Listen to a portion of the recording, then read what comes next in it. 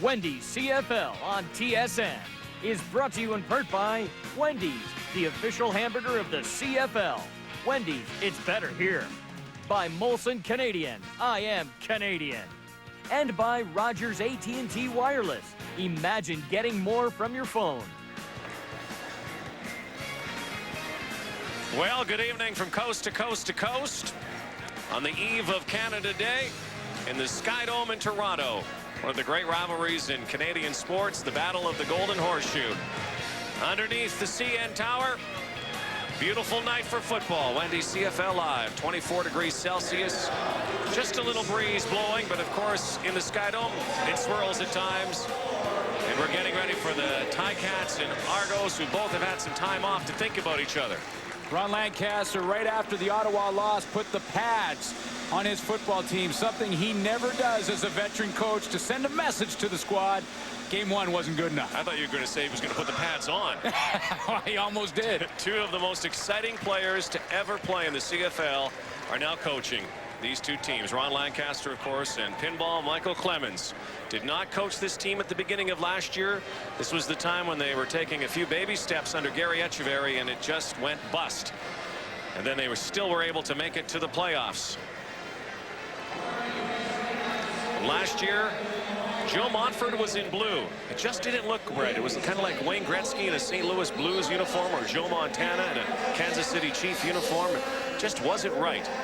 And they made it right. Hamilton Tiger Cats did by getting Joe Montford back in the offseason. 106 quarterback sacks, 3-time CFL Defensive Player of the Year in his 4-year span with the Hamilton Tiger Cats from 98 to 2001. 86 sacks. Folks, that's the best on the planet. Well, he is one of the best on the planet. Another guy, Rod, who would be real motivated to play in this one is Johnny Scott, who was basically dumped by the Argos this year, picked up by Hamilton. So they have half of the Argos defensive line from last year. Interesting always between these two teams, and guess who's back in Argo Blue too? Noel Prefontaine to kick this baby off. I guess we can still call this the end of week 2 in the CFL. Larry Davis stutter stepping up to the 36-yard line, a return of 22 yards. And Pete Gonzalez gets his second start for the Hamilton Tiger Cats. Though that will be the targets that Pete Gonzalez has to look at. Troy Davis, a key behind him. They can establish a running game, which they did not do in week 1, just 5 yards rushing. But if they want to run the ball, they need the big boys up front to do their job. And that's led by Carl Coulter, a 14-year veteran at center. Starting lineup brought to you by Tums. Tums tackles heartburn fast from the shotgun. Quickly, Troy Davis out of the backfield. And that's about a pickup of 2 or 3 yards. Here's the Argos front 7. Yeah, and led by the linebacking core, Antonius Bonner and Michael Fletcher, the tweeners, guys who can go sideline to sideline and help you out in the pass coverage. And that's where the secondary comes in. Orlando Steinauer, the veteran at safety of 8 years. Rafael Ball, 1 interception in game 1. And Michael O'Shea, the leader, of course, in that group. He goes tackle to tackle. Archie Amerson close to a first down. Quick slant pattern there. Tackle made by Kenny Wheaton. Well, whether it's Danny McManus or Pete Gonzalez, whatever quarterback's in the game for Hamilton, and it's going to be Gonzalez or Reggie Slack today, Archie Amerson has got to be one of the targets. He's the veteran in the receiving corps since Darren Flutie retired in the offseason. Julian Radline, UBC back. 22-year-old gets the handoff, only a 2-yard pickup on 1st and 10. You know, and when you look at game 1 for Pete Gonzalez versus Ottawa on a loss by 10 points, you got to look at that game and say it wasn't terrible. First start since 1997, first real action for Pete Gonzalez. You got to cut him a little slack based on that alone. Not a lot of experience when the bullets are flying.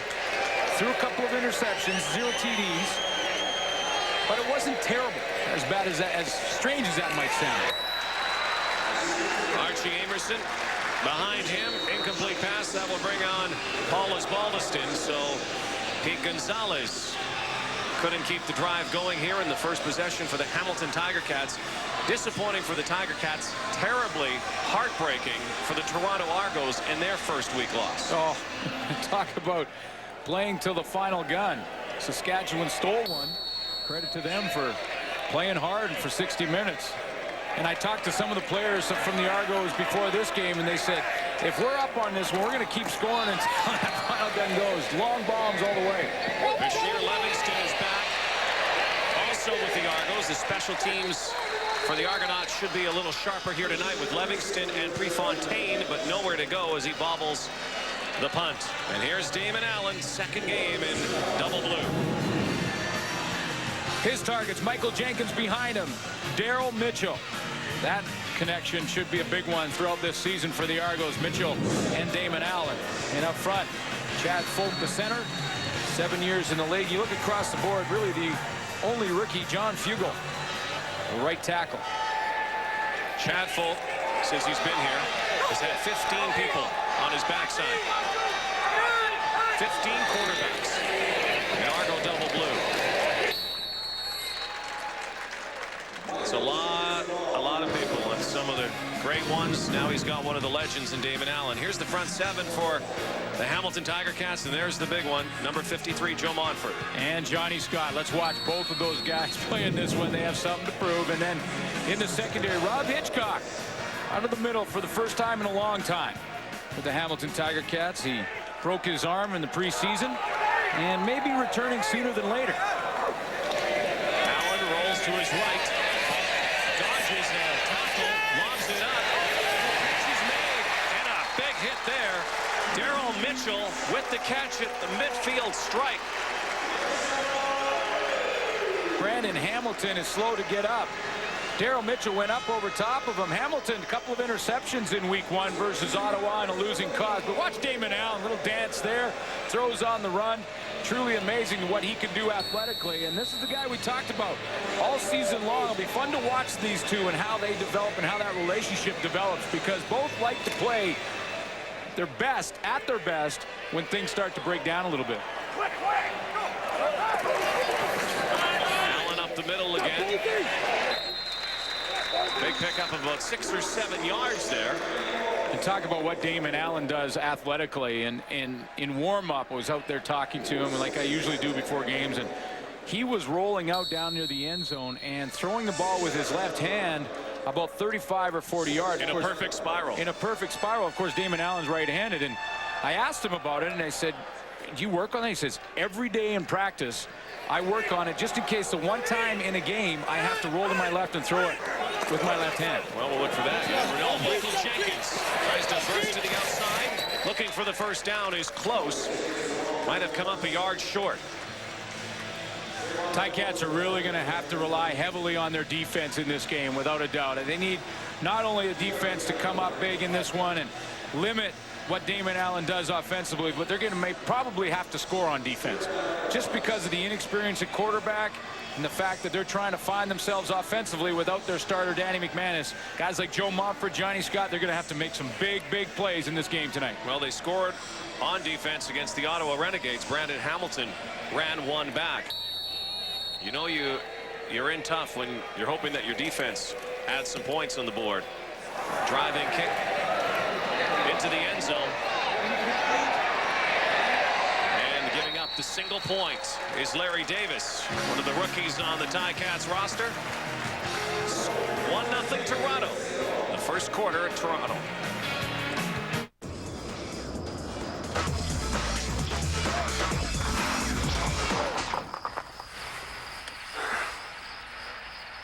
Looks like we're out of gas. What should we do now?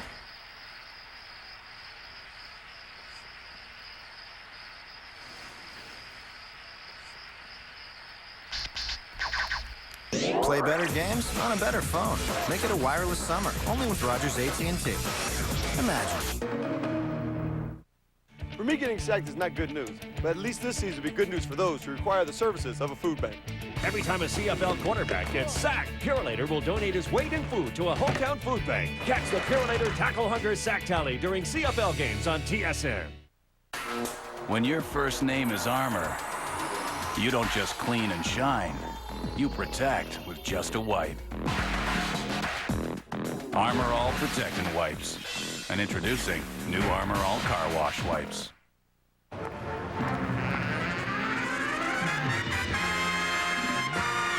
At TD Canada Trust, we understand that sometimes there just aren't enough hours in the day to get everything done.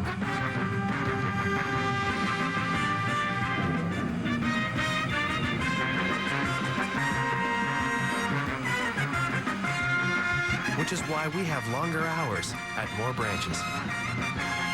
Banking can be this comfortable. TD Canada Trust.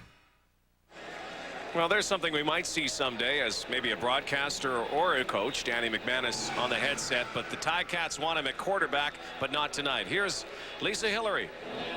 Thanks very much, Rod. Head coach Ron Lancaster is looking forward to the return of Danny McManus, and that return could be next weekend when Hamilton takes on Edmonton.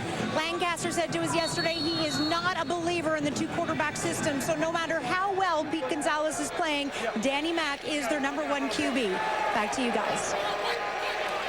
Well, you would have to figure as Gonzalez rolls to his right with some running room. Brought down there by Mike O'Shea. They just strung that one out defensively, but yeah, no question, Danny McManus, when you're the 4th all-time passer in league history, you got the starting job. And you know, when people talk about Danny McManus, almost 40 years old, and he wants to play till he's 40, I should say, and has a lot of football in him. When you look back to last season and his numbers, yardage-wise, in his 14 years in the league, yardage-wise, last year was his 4th best. So he's still got a lot of game in him. Gonzalez, 2nd and 11, lost a yard there. Looks to his right, nowhere to go. Drop for another loss. You know, Eric England was in there, and Mike O'Shea again. And the thing that Ron Lancaster and coaches that are forced to play their backup quarterback are always in the same boat. They have to decide when things are starting to break down early in a game like this. You see Michael Fletcher on a little stunt coming around and taking 3 of the blockers for the Hamilton Tiger Cats. Is it the quarterback's fault, or is it breakdowns elsewhere? And I don't think Pete Gonzalez had much of a chance on that play. So consecutive losses. Ozzie is dropped at the 15-yard line. Bad snap, bad play by the Ticats as Baldiston looks like he's hurt, and the Argos will begin at Hamilton's 15. Hey guys, meet the new guy. Hi, I'm Bob Holdcamp. Hey, help yourself to some snacks. Speaking of which, you know what would taste good about now? Yeah, a big, hot and juicy cheeseburger. With everything. I can almost taste it. Telling me, if there were a place to get a hamburger that good this late, I'd not only drive, I'd buy. Really? Wendy's classic hamburgers are made fresh, so they're always hot and juicy, so you can eat great even late. You must be the new guy. Yeah, thanks. Wendy's, it's better here. Dad always says when it comes to performance additives, only one name lives up to its billing. Gunk. And new Gunk Mile Max Mileage Improver is no different. It's proven to increase your gas mileage, guaranteed, or your money back. Because you know, son, with gas prices these days, every little bit helps. Trusted by mechanics and do-it-yourselfers alike since 1931. Mile Max from Gunk. You know what's really cool about my Sonata?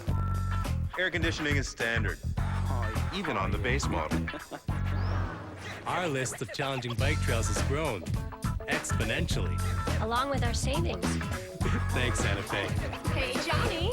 Nice accent. #1 selling subcompact. 2 years running. With super cool deals all summer long. At Hyundai, you win. Cool.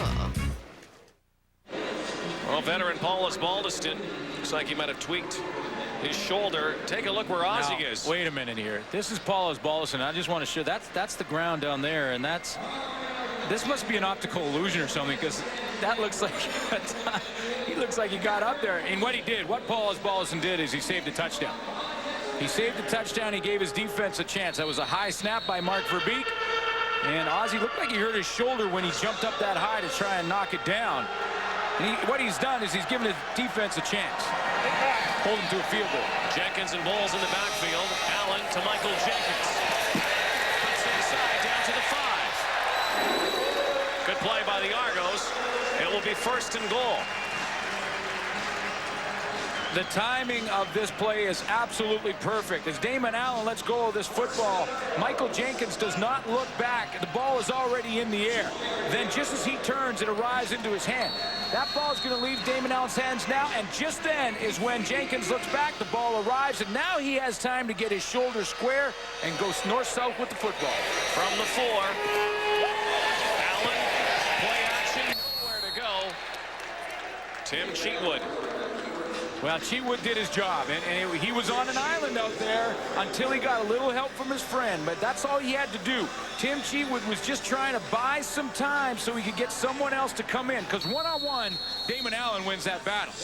But with Cheatwood out there, he just has to buy some time, and what he got was time for Joe Montford to come and help him out. Loss of 1 from the 5, 2nd and goal this time. Allen again, and it's a touchdown. Mike Morreale. Pay dirt for the Argos. 7-0 with the convert to come.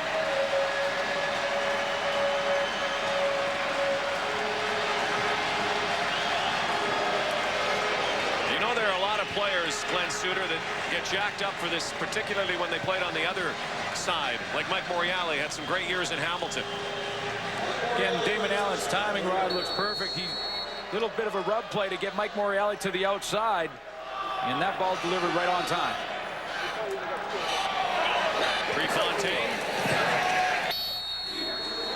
makes it 8-0 Toronto. High snap, turnover, Argo touchdown. Sport Check is the hottest store for summer sports gear. We've got the latest trends in summer fashions, shorts and tops, swimwear and sandals from all the biggest brands, plus everything you need for the golf course, bike trails, and running paths. Sport Check, the best value. You think about what people want in a sports sedan. A sport-tuned suspension. A coupe-like design. But you also think about what people need in a sports sedan. Like an available turbocharged engine. You think about that, then you build the Volvo S60. Performance when you want it. A Volvo when you need it. The phenomenon that rocked the world has come back to save it. Terminator 3, Rise of the Machines. Starts Wednesday, July 2nd. Hi, everyone in Toronto. We're very happy to tell you that we're coming to play on July 30th in a great concert for the people and city of Toronto to help bring back the energy to our favorite city. Rolling Stones, July 30th at Downsview Park, Toronto, with special guests AC/DC, The Guess Who, Justin Timberlake, Sam Roberts, The Isley Brothers, and more. Tickets only $21.50 plus service charges. The concert event of the decade. We'll see you there July 30th. Bye. Well, happy birthday, Canada. Canada Day is tomorrow. Wendy's CFL Live doubleheader. It's a big bash. Edmonton and Winnipeg. That'll be a good one. Yeah. And Ottawa and Calgary all tomorrow on TSN. Check for listings in your area. Calgary Stampeders in a bit of a hole early in the season. Desperately need a win. Ottawa so close. So Noel Prefontaine with his team up 8-0. Touchdown by Mike Morreale after the Ticats had given it up at the 15. Here's Larry Davis. Brings it out to about the 35-yard line. That's where Pete Gonzalez and the Tiger Cats will try to get things clicking. You saw Mike Morreale with the touchdown, but I'll show you some of the protection. First of all, you're going to see offensive linemen slide this way. Damon Allen rolls. Look what they roll away from. That's Big Joe Montford on the backside. Roll away from Montford, slide protection up front. That gives Damon Allen lots of time. Just dump it over. The timing's perfect for the touchdown. Joe Montford got used to that a lot last year when teams played against the Argos. They ran almost every play to the other side of number 53. Morreale, the touchdown. 7:19 to go. First quarter. Nowhere to go for Archie Amerson. It was was an interesting formation by the Ticats defensively, and we'll look for this as the game goes on. We'll take another quick look at it and just show you where Joe Montford actually, there's Montford right there, and look right beside him is Tim Cheatwood, both in a stand-up position. Now, the Argos put the back on the backside and Michael Jenkins to make sure, but that's an interesting formation, both defensive ends side by side on the wide side of the field. 2nd and 6 for the Tiger Cats. Only one first down so far. Gonzalez under pressure, throws a strike. And up to the 46-yard line.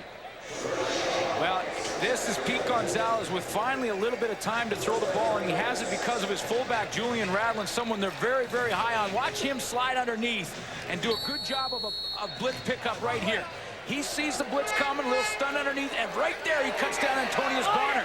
That gives him just enough time to Gonzalez to get that ball out of there. Catch by Trevor Shaw. Larry Davis. A lot of Davises here, none of them related. Troy Davis, Larry Davis, Tyree Davis.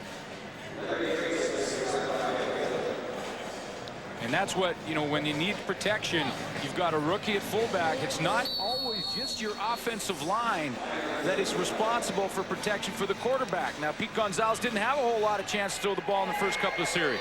This one, 2 completions, pretty good protection on both.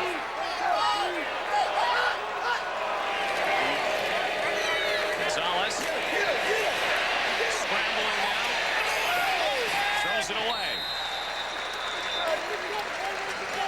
And once again, that will bring out Paul Osbaldiston. You know, they'll try to make sure that the snap is right this time. Resulted in a Argonaut touchdown last time they were out in the field. Well, this is what's called the coverage problems. I was going to say coverage sack, but he didn't get sacked. He threw it away. Coverage pretty close, problems, though. Yeah, very close, because initially there was protection to get the ball out of there.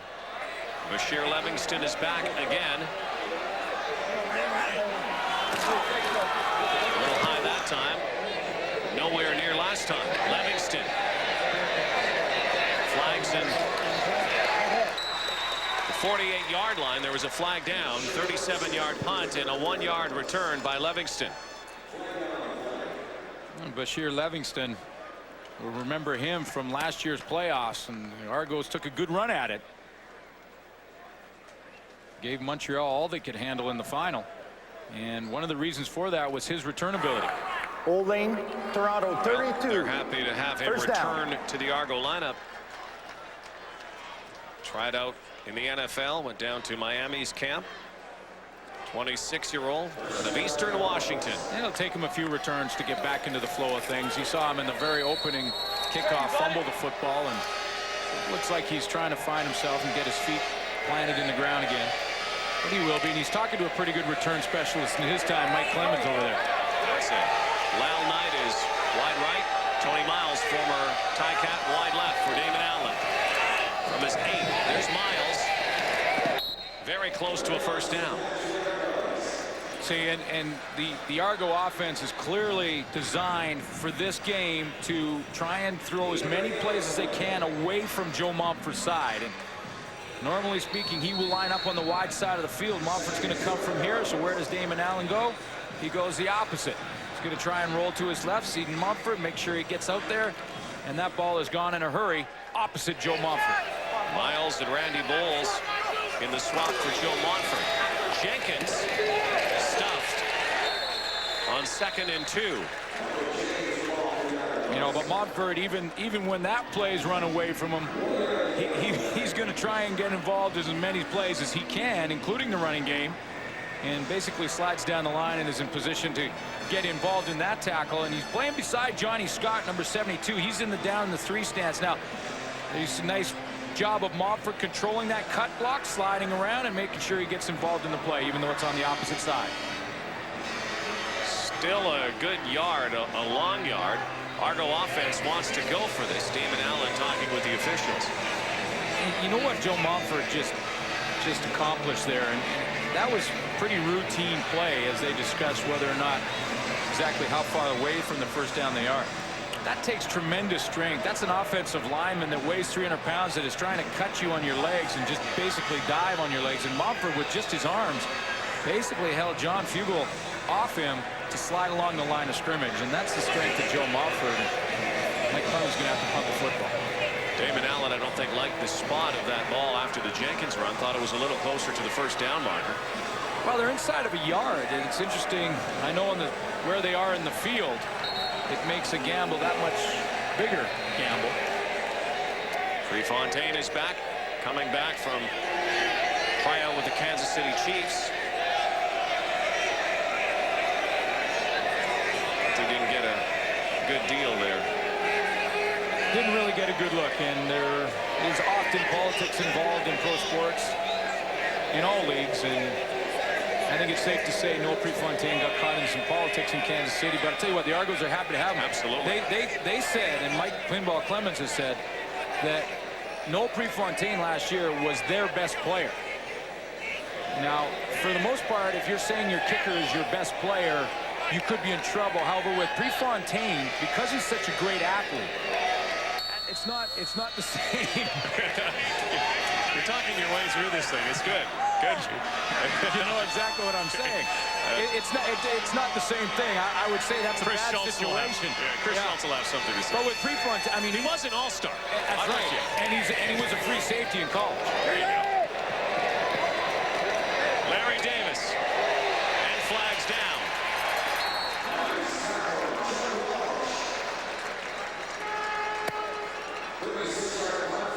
That was a great bit of advertising for the Kickers Benevolent Society. Well, and you know, everybody wants to be the kicker in practice, and everybody loves the job until it's game time and there's no time on the clock and you're down by 2 and it's up to you to make that 45-yarder, and the goalposts look like they're about an inch apart.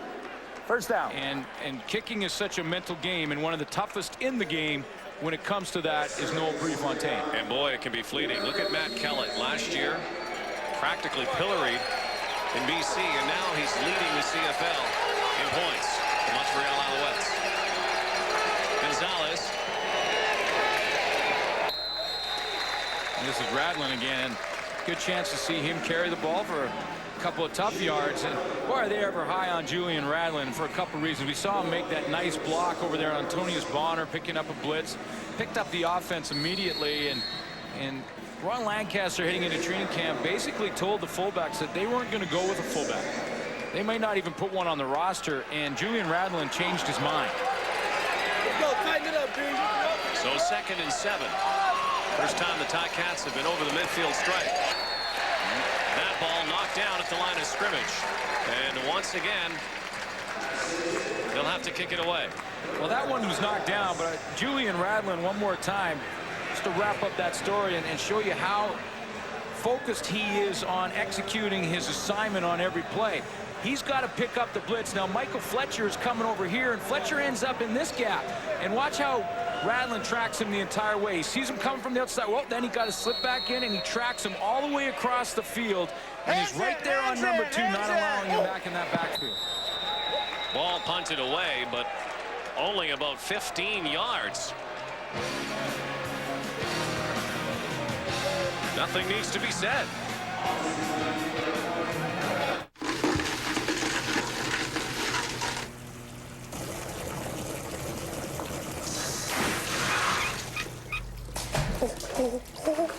How's the bath? Good. Aren't you hot?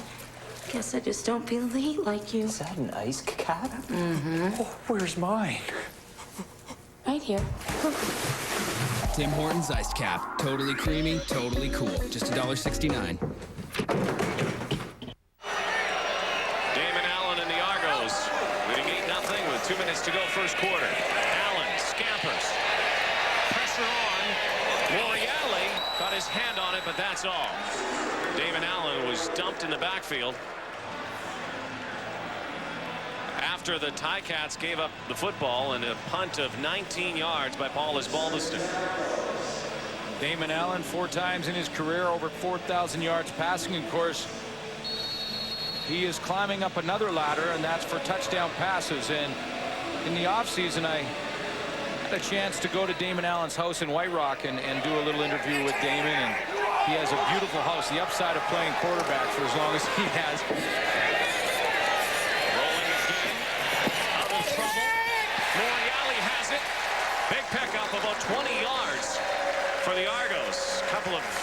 Big catches for Mike Morreale, former most outstanding Canadian in the CFL. And you know, when I was at Damon's house and doing... He has a lot of jerseys there, I'm sure. He's played for almost every team in the league. He has jerseys. In fact, he has a beautiful office set up, and it's his spot to go by himself. And he gave me a little tour, and I looked in there, and he has in glass cases the record-breaking footballs, like the one that he threw to Alfred Jackson that broke Ron Lancaster's record for yardage.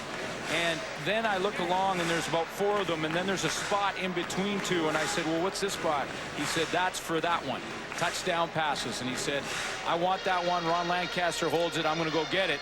And there's a spot in his office for that trophy. And yet, Damon Allen, 19 years in the league, a month away from turning 40, has been with a ton of teams. Spell his name backwards is Nomad. It's rather apropos.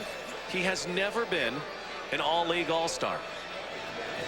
It's hard to believe. Well, you know, and he's not. I think he's been one of the most underrated quarterbacks throughout his career, and one that has taken more criticism than any I can remember. He's won Grey Cups. Phenomenal athlete. Great genetics. Brother Marcus Allen, Hall of Famer in the National Football League. He is an instant Hall of Famer in the Canadian Football League. He's done it in every city he's played for. You know, and I watch him in warm-up again, and I just get the sense, you really get the feeling that when you're out there standing beside him, that you are standing beside a future Hall of Famer. You do. He exudes that confidence to the entire team, and you feel it when you're standing beside him. Line left. Catch made by Lyle Knight, one of the newcomers. Last year he was on the practice roster for the Argos. Did catch a couple of passes, but didn't see a lot of time. Well, a couple guys trying to get into the lineup, establish themselves with the future Hall of Famer at quarterback and Damon Allen. Lyle Knight, nice. one of them. Nice to have someone like Damon. I was talking to Mike Morreale before the game. What's it like to be on the receiving end? And Morreale's played with some good quarterbacks. Absolutely. Danny McManus. Well, says it's awfully nice, particularly in this first quarter for Morreale. Damon, lots of time. Takes it himself. Picks up 10 more. Just look at him go. Oh, yeah, he's going to be 40. And, you know, it is so hard. And you know Wayne Gretzky well in hockey, and how talking to players that always played against Wayne Gretzky, they always say, you know, why don't you just go and smack him into the boards and take him out? Yeah, catch him first. Yeah, and that's the same with Damon Allen. I mean, you know how many times playing against Damon Allen, we got in the defensive huddle, and everyone said, would someone go and just hit that skinny little guy? And he said, yeah, you try and catch him. Look at the rushing yards. Never mind the passing yards. The rushing yards for Damon Allen. Certainly one of the greats in all-purpose yardage. One of the most versatile athletes. Also is a great baseball player in his time. Yeah. Had a chance to play pro. Matter of fact, at one time played minor league ball. Pittsburgh Pirates chain. And struck out Michael Jordan a couple of times. Of course, Jordan. Now, if he goes one-on-one with Jordan and beats him, that's one thing. We have an injury on the field. Big gain by Damon Allen again, 12 yards. Argos on the march with 4 seconds left in the first quarter. Hi, everyone in Toronto. We're very happy to tell you that we're coming to play on July 30th in a great concert for the people and city of Toronto to help bring back the energy to our favorite city. Rolling Stones, July 30th at Downsview Park, Toronto, with special guests AC/DC, The Guess Who, Justin Timberlake, Sam Roberts, the Isley Brothers, and more. Tickets only $21.50 plus service charges. The concert event of the decade. We'll see you there July 30th. Bye. Chris Schelling just making his way up now in a lot of pain.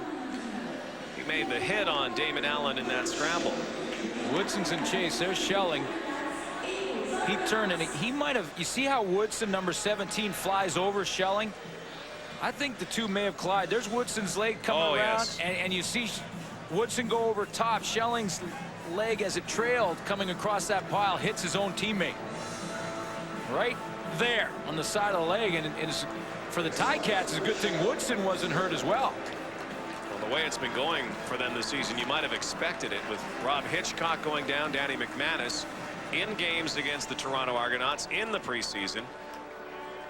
The team still trying to find itself and struggling with the injury bug. There's Schelling, is same age as his number.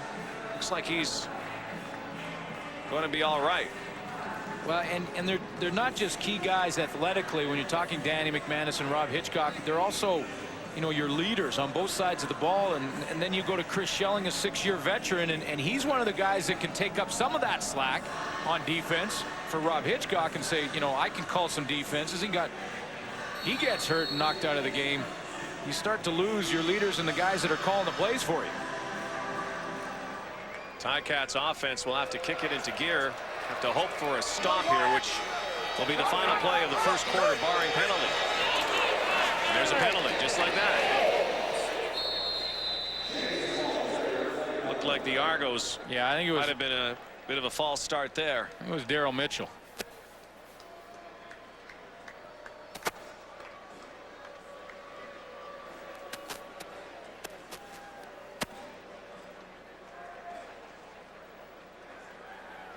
Offside.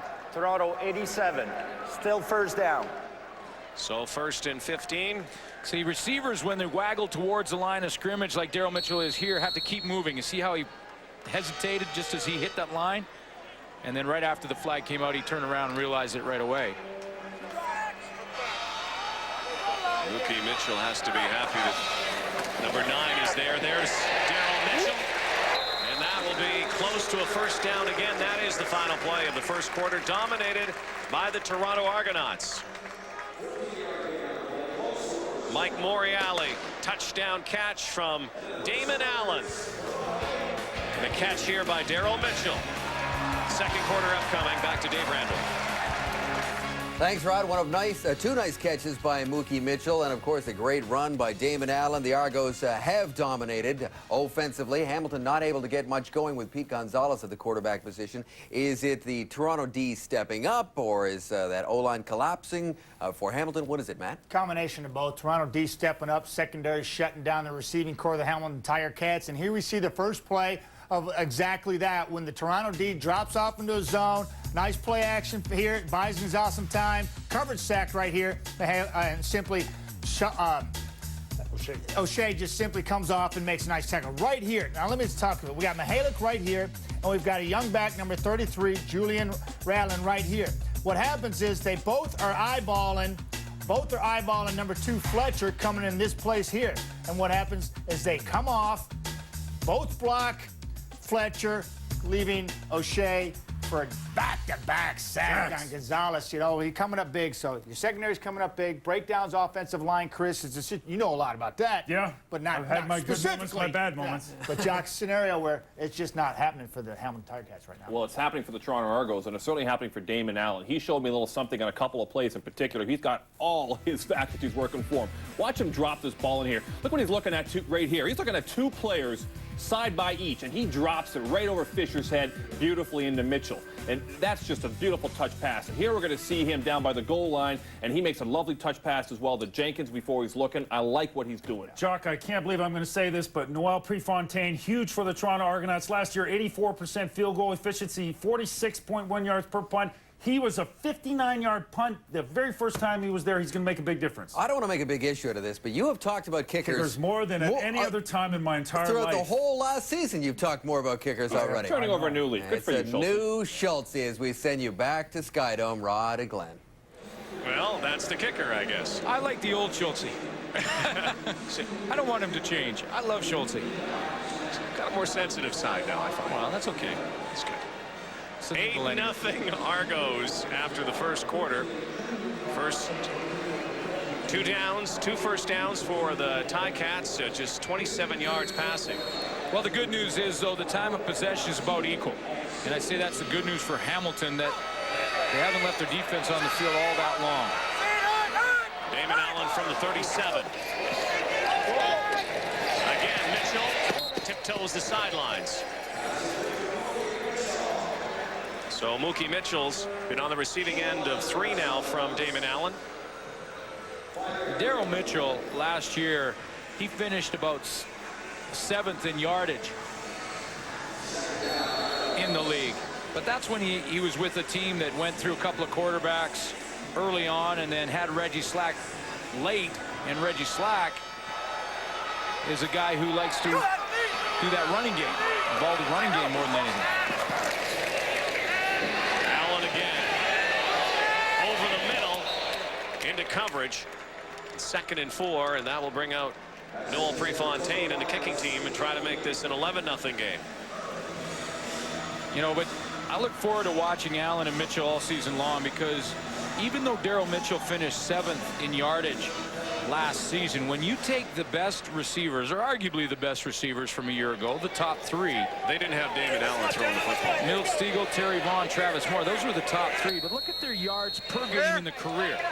Daryl Mitchell right up there. In fact, number 2 behind Milt Stegall. That's what he's capable of when he has a quarterback that can get it to him and a quarterback that he's with the entire season. Noel Prefontaine hasn't missed a beat.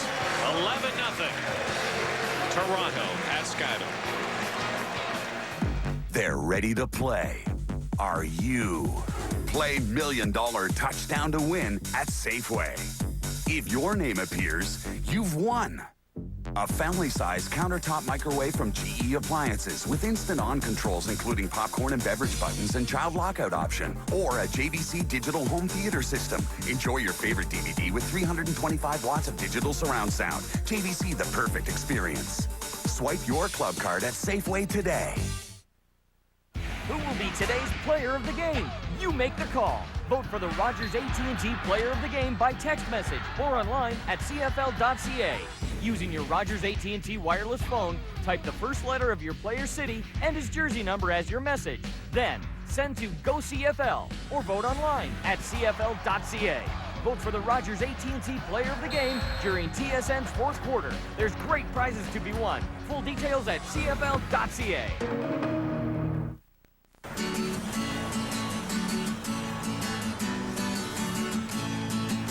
Get your skis shined up, grab a stick of juicy fruit.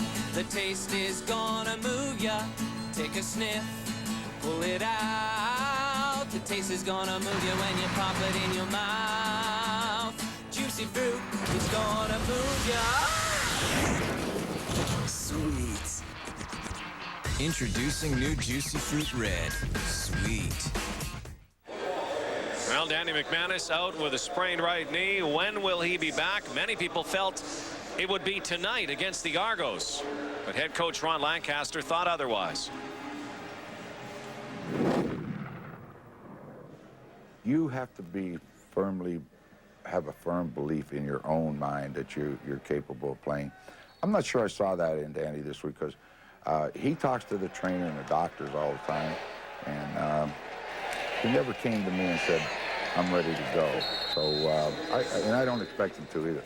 But on the other hand, I have to be able to read what I think. And I think Danny really needed another week, a few more days, because he has practiced more now this week. Each day a little bit more. So I feel pretty confident he'll be ready to go next week. And with all due respect to Pete Gonzalez, who might show us something here tonight, it's been a while since he's started. This isn't the same team without Danny McManus at the helm.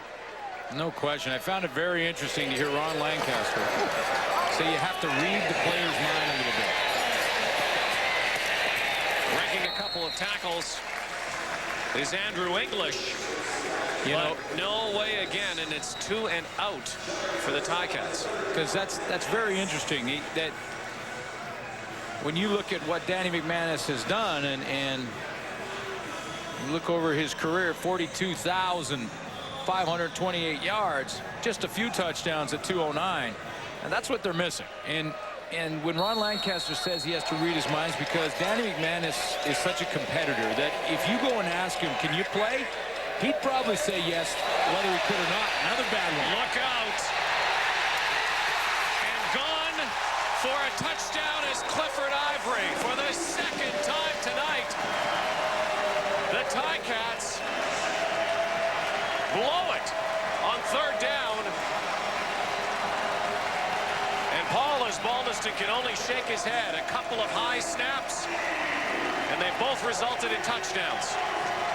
Well, Mark Verbeek's put a couple up there now. Osbaldiston, the first one, somehow climbed the ladder and brought it down. This time, it goes right through his hands. This time, Clifford Ivory right here. Rather than go and tackle Paul Osbaldiston, he says, I'll beat you to the football now. And he gets a nice hop right into his hands. The Argo bounce, and away he goes. Boy, Lightning can strike twice. And if they don't improve on that, it might strike again. Wow, between the Ottawa-Winnipeg game and this one, special teams, special. And killing the Ticats. 18-0 Argos. Hey guys, meet the new guy. Hi, I'm Bob Holtkamp. Hey, help yourself to some snacks. Speaking of which, you know what would taste good about now? Yeah, a big, hot and juicy cheeseburger. With everything. I can almost taste it. Telling me, if there were a place to get a hamburger that good this late, I'd not only drive, I'd buy.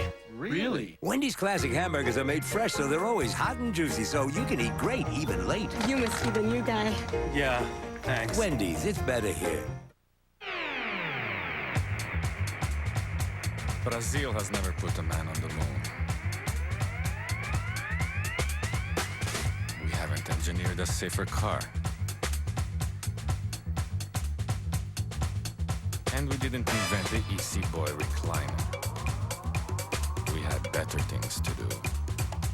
Marca Bavaria. The best of Brazil since 1877. The stork, a large, wading bird. Its role in the animal kingdom, the bringer of babies. Threatened by midwives and hospitals, storks have evolved in order to survive. Now, when they deliver babies, they deliver all the baby's necessities as well.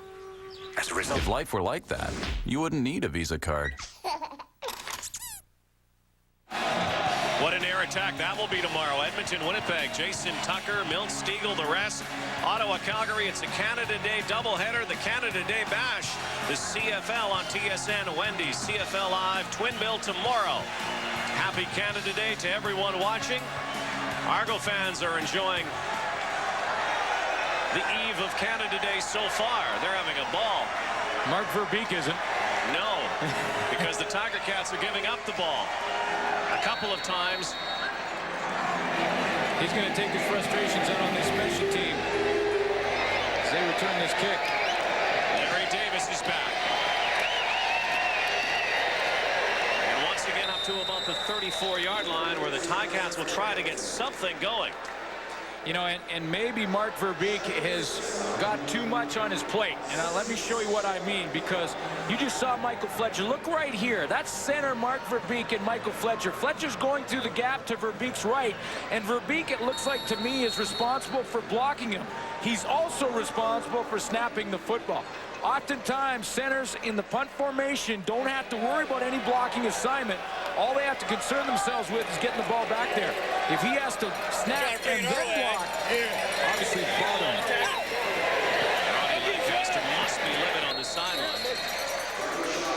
Trevor Shaw, another catch here tonight, close to a first down, about 8 yards. Two very high snaps that really weren't close. You'd need Michael Jordan back there to catch those, or Vince Carter. You see Ron Lancaster, he was shaking his head in frustration, but this could be just an assignment issue, because really, you look at what's supposed to happen inside there. Fletcher's supposed to be picked up by one of the guys behind Verbeek. Troy Davis has the first down. And a flag after the whistle. Looks like it will go against the Argos. Some unnecessary roughness.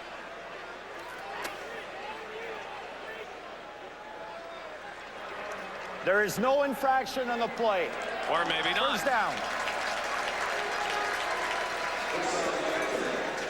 An errant flag. Well, it's enough of the chains. Uphill battle for Pete Gonzalez now, and you're going with a rookie quarterback, basically. You know your offense is going to have its moments, and it's going to struggle at times, and then you have breakdowns on special teams. Now you're really in a hole. Gonzalez in a deeper hole now.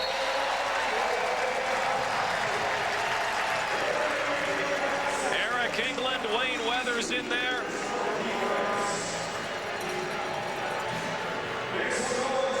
It's all Argos right now, offensively, defensively, special teams.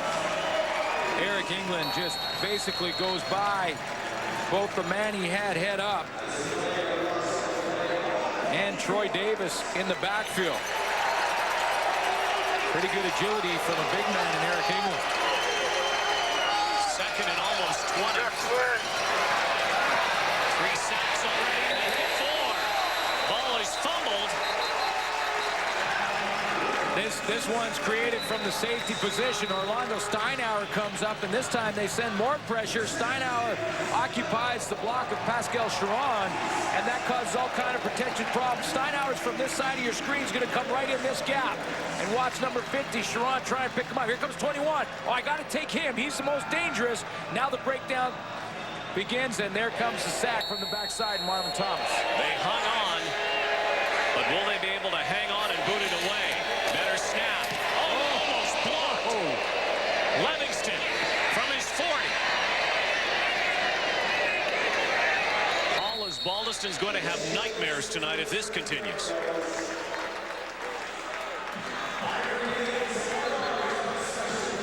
He has been seeing a lot of blue. You've seen the Argo pressure so far here tonight. And for every sack, we can tell you that Perlator contributes a sack of food. And we'll show you that in a moment, but boy, almost blocked again. Well, it starts to mess with the confidence of the kicker when the center is not putting the ball where it's supposed to be. Now they're almost blocked by Clifford Ivory. 18-0, and the Argos looking to add to it. Three receivers right, hand off to Jenkins.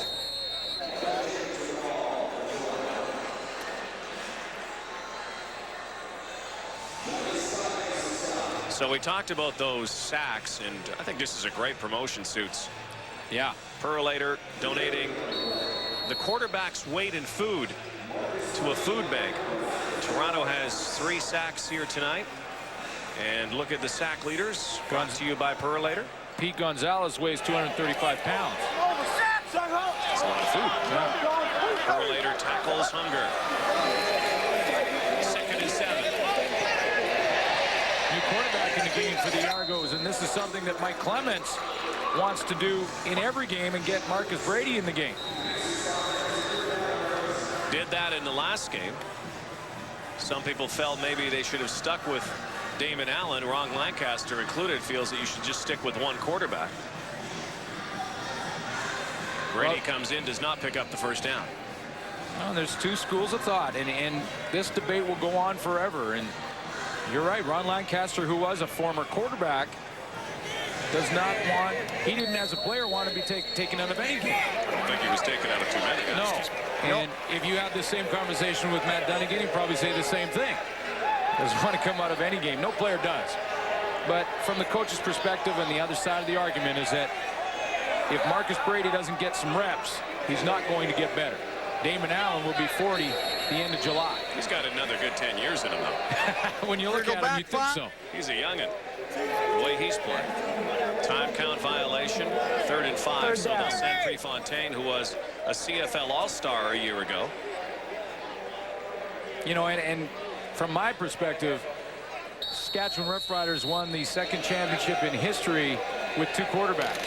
Ken Austin was one. Tom Burgess the other. Works for some. Davis. Larry Davis breaks a few tackles, tripped up. There is a flag. There was no yards. Ticats need a lot of help right now. Need some momentum. They trail 18-zip. This is Wendy's CFL Live.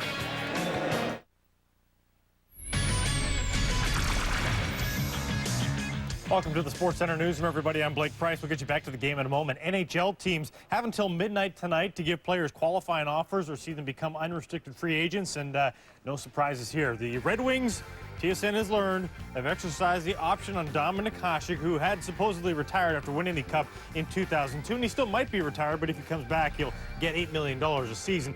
The Mighty Ducks have not picked up the option on Adam Oates, making the Veterans Center, yes, an unrestricted free agent. Oates will turn 41 in late July. He was scheduled to make $3.5 with the Ducks this upcoming season. The Philadelphia Flyers have re-signed Eric Desjardins to a 2-year contract, plus an option for a third, and they've also re-signed Claude Lapointe. Meanwhile, elsewhere, Mark Philippoussis has tied a Wimbledon record by hitting 46 aces. Needless to say, he won his match versus number 2 seed Andre Agassi. Philippoussis is off to the quarters, and in the majors, the Blue Jays face the Tigers tonight. SportsCenter at 11 Eastern. Stay tuned for more football.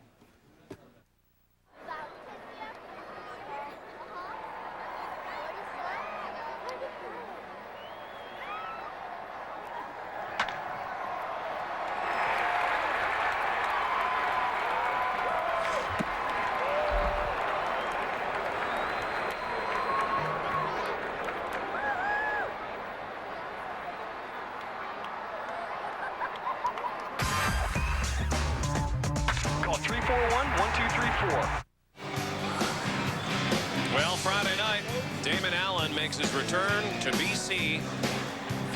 Argos and Lions. Wendy's Friday Night Football, 10:30 Eastern, 7:30 Pacific. Of course, that is the subplot to the big story. In fact, those 4 guys are going to be on the road. And what goes on the road? Well, whatever. Yeah. They will be, the panel will be at BC Place for Damon's return. Game's Friday. They're going to show up like Wednesday afternoon, I heard. Might stay for a couple weeks. 18-0 Argos.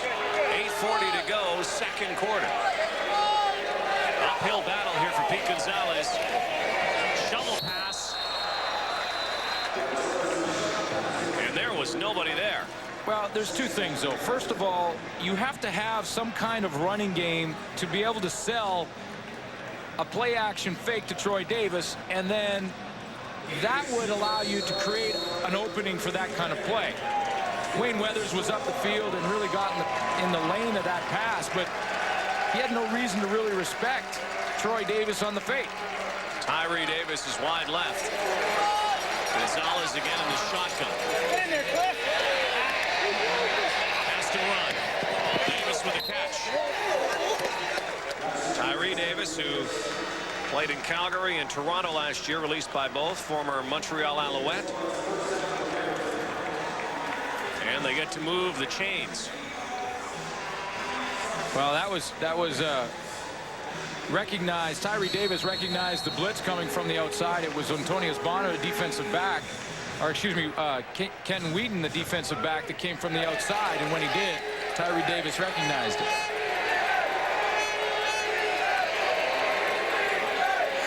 Gonzalez again. Flag on the play. Looks like they might have got Carl Coulter for holding. Carl Coulter and Marvin Thomas were battling, and it came late in the play. There's also a fight between Hack and it looks like Eric England back there. And now the offensive line's starting to get a little frustrated. See, offensive linemen, they need a running game. Carl Coulter needs to be able to lean on his fingers, and that, when he goes to snap the ball, he needs to lean forward and fire out of there. Hamilton, number 50. Still first down. And every now and then attack the defensive lineman. That was Pascal Charron on the call, and he has to do it as well. And they need that in the running game to get some of that aggression out. If they always have to back up on their heels and pass block, it gets frustrating in a hurry for those guys. First and 20. Gonzalez has been ineffective so far. Might we see Reggie Slack? And soon. Kick back. Picked off. Clifford Ivory again. Forget about him. He's in the end zone. Touchdown.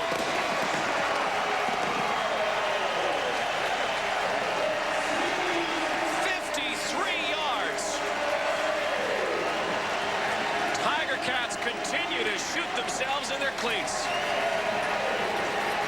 Andrew English ran the curl pattern, and Clifford Ivory just read his mail. He just opened it up before he got to the door. Because he jumped that curl, was going the other way. Excuse me, it was Tony Ankins on the inside, not Andrew English. And away goes Clifford Ivory. Either way, he read that pattern before the receiver got there.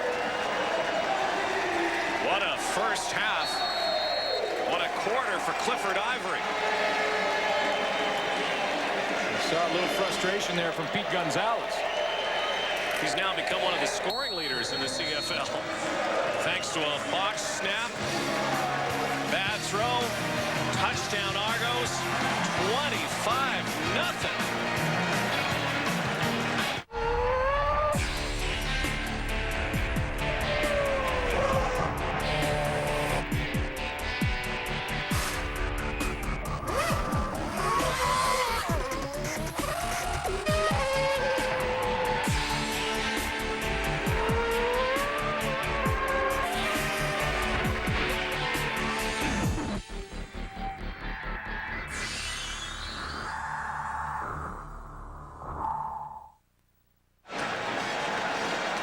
Well, T13, what do you think? Yeah, he could be your MVP already. We haven't even played the first half yet. And you mentioned, Rod, just before that interception, at what point does Ron Lancaster maybe look to Reggie Slack? Like maybe now? How about now? Pete Gonzalez has gotten a lot of pressure.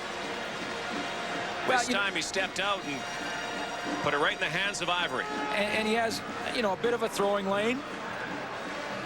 But you see Tony Ankins sort of waiting on that football.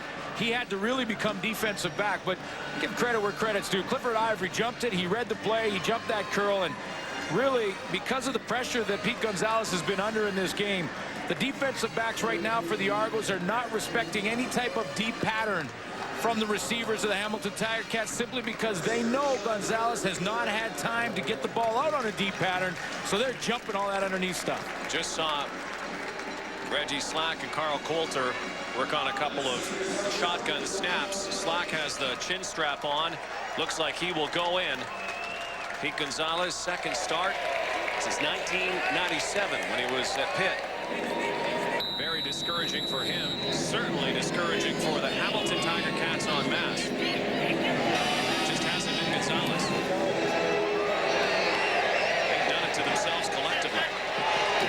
Larry Davis now finds a little bit of a seam right to the 39. So the former Argo, Reggie Slack, who was given the heave-ho here in Toronto when Damon Allen arrived, now will try to bring his team back in this as a Hamilton Ticat. Well, in week one, he got a chance to take a few snaps from Carl Coulter and Hamilton and went 2 of 7, which is just under 30%. And 0 touchdowns, 0 interceptions. That was, however, on a couple of days trying to learn the playbook. He's had a long week, in fact, about a 10-day week. In one practice, we already mentioned they put pads on. So he's got to feel a lot more comfortable with the playbook in Hamilton. Understand what they're trying to accomplish offensively. Of course, he'll consult every time he goes to the sideline with Danny McManus. Makes you also wonder what will happen to Reggie Slack when Danny McManus comes back. If he's going to be the backup in Hamilton, whether they will stay with Gonzalez, you got to think that Reggie Slack is also playing for employment.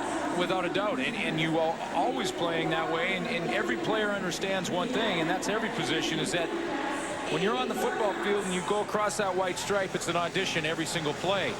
Pete Gonzalez has had an audition in game 1, in the first quarter, second quarter, in game 2.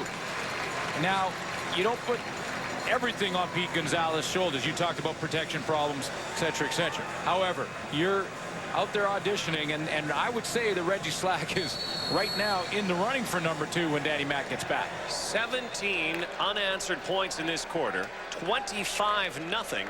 We still have 6 minutes and 50 seconds left in the second quarter. Slack to Rattler.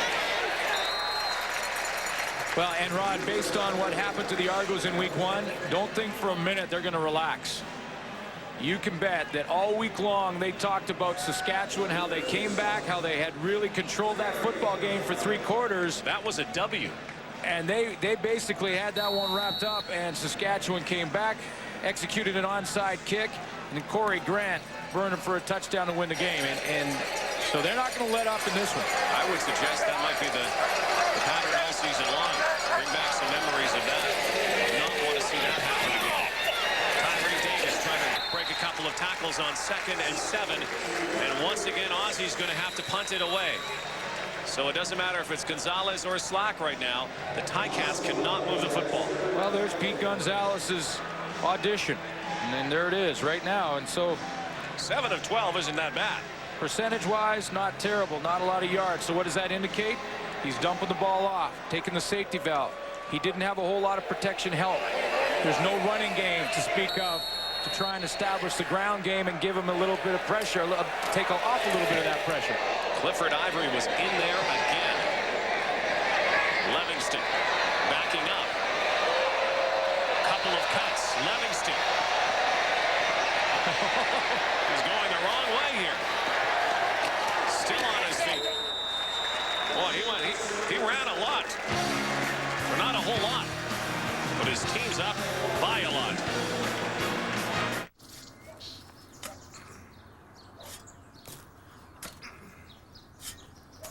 Okay, let's go.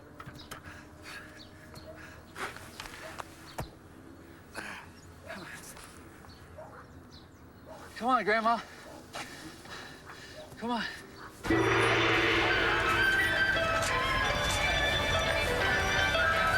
If life were like that, you wouldn't need a Visa card. Welcome back to Skydome. Second game of the season for the Ticats and Argos. Right now, all Toronto. Damon Allen in the pocket, over the middle. No one's there. Was looking for Mike Morreale. Morreale was going down the seam, and then just as Damon Allen was releasing that football, decided to just end his pattern right there, turned up, and Allen thought he was going to continue down the seam. But you can see that the Toronto Argonauts not relaxing, not going to the running game completely. They're still throwing the ball down the field. They will, because of what happened to them in week 1. Morreale, a touchdown. 25-0. 2 touchdowns from Clifford Ivory. Look at this. Damon Allen all by himself. Still on his feet. Brought down at the 50 by Tim Cheatwood. You see at the point of attack what he did to Johnny Scott. This is called breaking you right out of your spat. The spat is what the guys do. They tape up their shoes, and they basically try and make your shoe one with your foot. Damon Allen can break you right out of your spat. And watch what he does to Johnny Scott. Scott's got him. Whoa, baby. One smooth step to the outside. Scott's got to go and pick up his shoes. Damon Allen has a first down. Well, he's making it look easy right now, Damon Allen, but so too is his defense. 25-zip. That's John Humphrey, one of the new backs for the Argos. They like this guy a lot. Well, here's an upside of Joe Mumford, though, as he tackles Humphrey, because Mumford was able to do 2 things on that last play.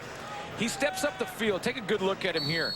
He goes down with the line of scrimmage, but he also has containment on Damon Allen, who had carried out a fake to the outside.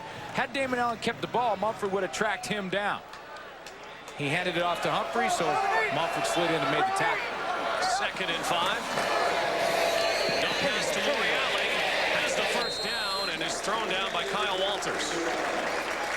You see, when Marcus Brady, and whether you agree with it or not, Marcus Brady came in for a series, and they went 2 and out, and it just looked like the entire team played differently for 2 plays. And what I mean by that is just a confidence level. No question, Marcus Brady may be one of the next stars in the league. He has all the attributes that people believe that he will be. But when Damon Allen steps on this field, that's a different offense.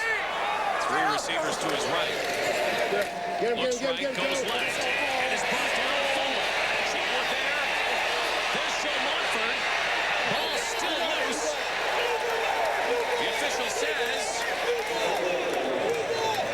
Last touch by Toronto, I believe.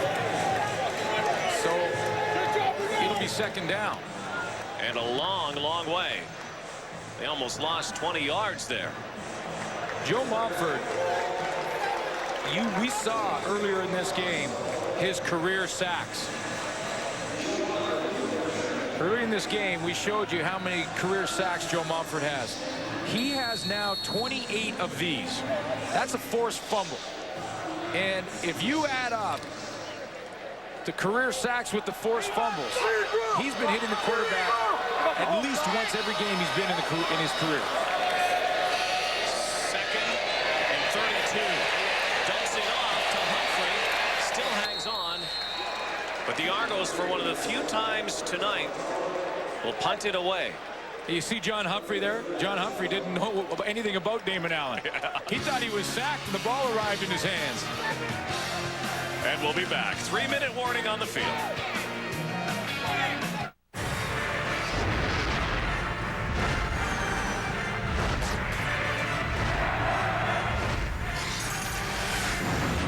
It is time. Terminator 3, Rise of the Machines. Starts Wednesday, July 2nd. After an exhausting road trip, the Toronto Blue Jays return to Skydome tonight to begin a crucial 9-game homestand. Their pitching's been solid, and they're hitting timely, and all of a sudden the Blue Jays find themselves moving up the standings in the American League East. And of course, that's all Toronto Blue Jay fans want to see.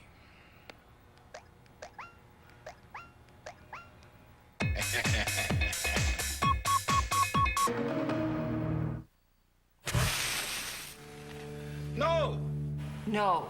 No, I'm afraid not. Sniff this, sniff that. Not now. It's not possible. Get out. I don't think so. No point. No substitution. No. No. Really? I'm so Not now. sorry. No. So I hear. Get out. No. Yes.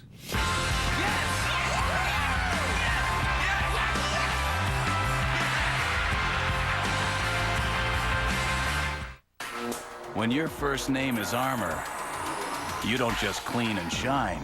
You protect with just a wipe. Armor All Protect and Wipes. And introducing new Armor All Car Wash Wipes.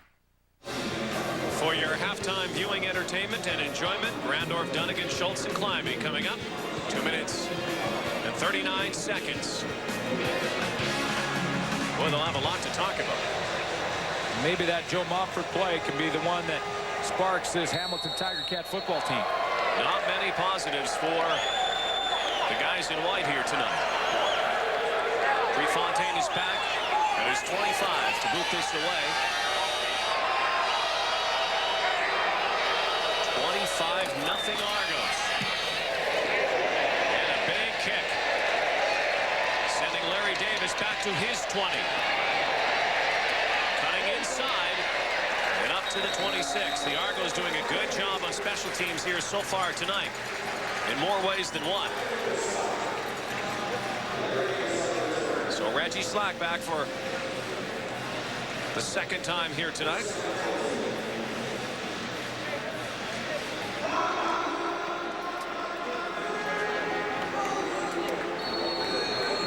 Take a look at Reggie Slack throughout his career, 16,000 yards. Remember, back in 1997, Reggie Slack went to the Grey Cup. Didn't win it. Lost to Toronto, but was there with Saskatchewan Roughriders. Slack couldn't find Archie Amerson. He's knocked down. This has been absolutely nightmarish for the Hamilton Tiger Cats. Everything that could go wrong has gone wrong. It just seems to me that Hamilton right now with Danny McManus is like a ship without a rudder, really. And usually offenses have, you know, a set plan, and the plan always 90% of the time includes some balance, a little bit of run, a little bit of pass. Over the middle, catch made. Even with the head coach Rod in Ron Lancaster, who believes that a running game really only means when the quarterback runs onto the field, because he loved to throw the football, and he would have loved to throw it every down when he was a player, and he thinks whatever you need to do to get it done. So he doesn't believe necessarily that you have to establish it every single play, even though running the football is important to quarterbacks, and he understands that. He'll throw it every down if he has to. They have to find some way to score before halftime, or this could be downright ugly if it isn't already. But 90% of the time there is balance in an offensive attack, and the running game has been non-existent. Remember, this is a team who ran the football for just 5 yards in game 1. And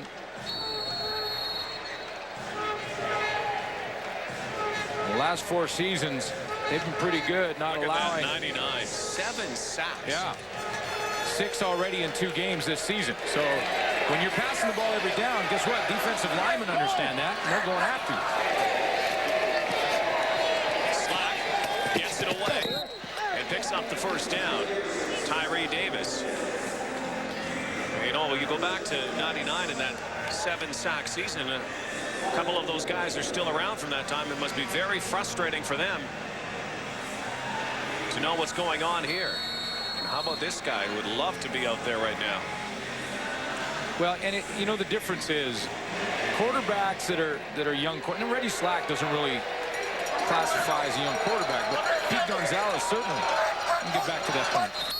Oh, it flags everywhere. Well, Pete Gonzalez, for sure, when you take that football from the center, and the only reason I know this a little bit is because I was holder on field goals, and a couple times we'd run a fake, and I'd stand there, act like I was trying to throw the football. And to me, it looked like you're walking out in a freeway, traffic going everywhere, people flashing in front of your face, and everything's happening so fast that it's hard to even see a receiver. Deer in the headlights. 69. Exactly. Still and for first young down. quarterbacks, that's what they see. You know, it's just happening so fast in front of them. For Danny McManus, it's slow motion. It's like the great goal scorers in hockey say, they don't see the goalie, all they see is the net. And that's the difference between a great scorer and an average scorer. It's the difference between a great quarterback and a veteran quarterback and a rookie. 1st and 15, Slack to Amerson. Good catch. He picks up about 8-9 yards. The thing is, even with Danny McManus in here tonight, you have to give the Argos a lot of credit defensively too, but those 2 high snaps, that's still 14 points on the board for question. Toronto. Yeah, no question. And you know, that's where it's frustrating for, you know, the head coach. Paul Osbaldiston did his best, and all he could do try and corral those high snaps, but you can't have any breakdowns in any other phase of the game when you're going with a young quarterback. 2nd and 5, a minute to go. First half. Slack threw it away. And that brings out Ozzie again. Paul Osbaldiston has been on the field a lot here in this first half. More than Ron Lancaster would like, certainly. His team has been unable to move the ball at all. And well, he's, you know, in some ways he's handcuffed. I mean, from a coaching staff perspective, you know, you'll say, well, how do you simplify things? What do you do with Pete Gonzalez? Well, you have to give him a limited play package. Danny McManus runs things that only he knows about. He's been around so long. There's not much you can show Danny McManus defensively that he hasn't already seen. Gonzalez, on the other hand, it's a different story. Ozzie sends one down to Livingston. At the 5. That's a lot of running. His team is running up the score. 44-yard punt. -1 on the return with 52 seconds left in this first quarter, dominated by the men in blue. So I know what you're going to be doing on Canada Day. How about some football? Yeah. Canada Day doubleheader, the Bash tomorrow. Edmonton at Winnipeg. Ottawa at Calgary. 5 o'clock Eastern, 2 o'clock Pacific time. Renegades against the Stampeders. They're in a bit of a funk. What a heartbreaker for the Ottawa Renegades against the Winnipeg Blue Bombers. Boy, did they battle. It was a tremendous football game in the nation's capital a couple nights ago. And, you know, not for a couple of bad calls. That might have been a different game. And both teams, you know, Winnipeg certainly deserves the victory on the road. And they had a great game out of Milt Stegall, but can't sugarcoat it any other way. Ottawa was robbed in a couple of instances. So with 52 seconds left in this second quarter, Damon Allen looks like he wanted to go back to the sideline. Michael Jenkins was not in that last series, bothered by an ankle, it appears. John Humphrey Humphreys into the game. And Rod, Michael Jenkins had a bit of an injury coming out of training camp that he's played with, so not surprising that with a 25-0 lead that Toronto would try and rest him up as much as they can.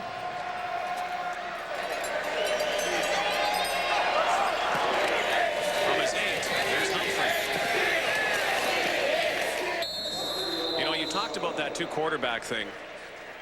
And we talked about it in the Edmonton game and the Ricky Ray, Jason Moss thing a year ago, and you talked about Burgess and Austin. And you have a situation, I think that's where Ron Lancaster gets at it with when you have a veteran, a legend like Damon Allen, and quarterback who's an apprentice. Maybe the time that they get their reps are in blowouts or late in games.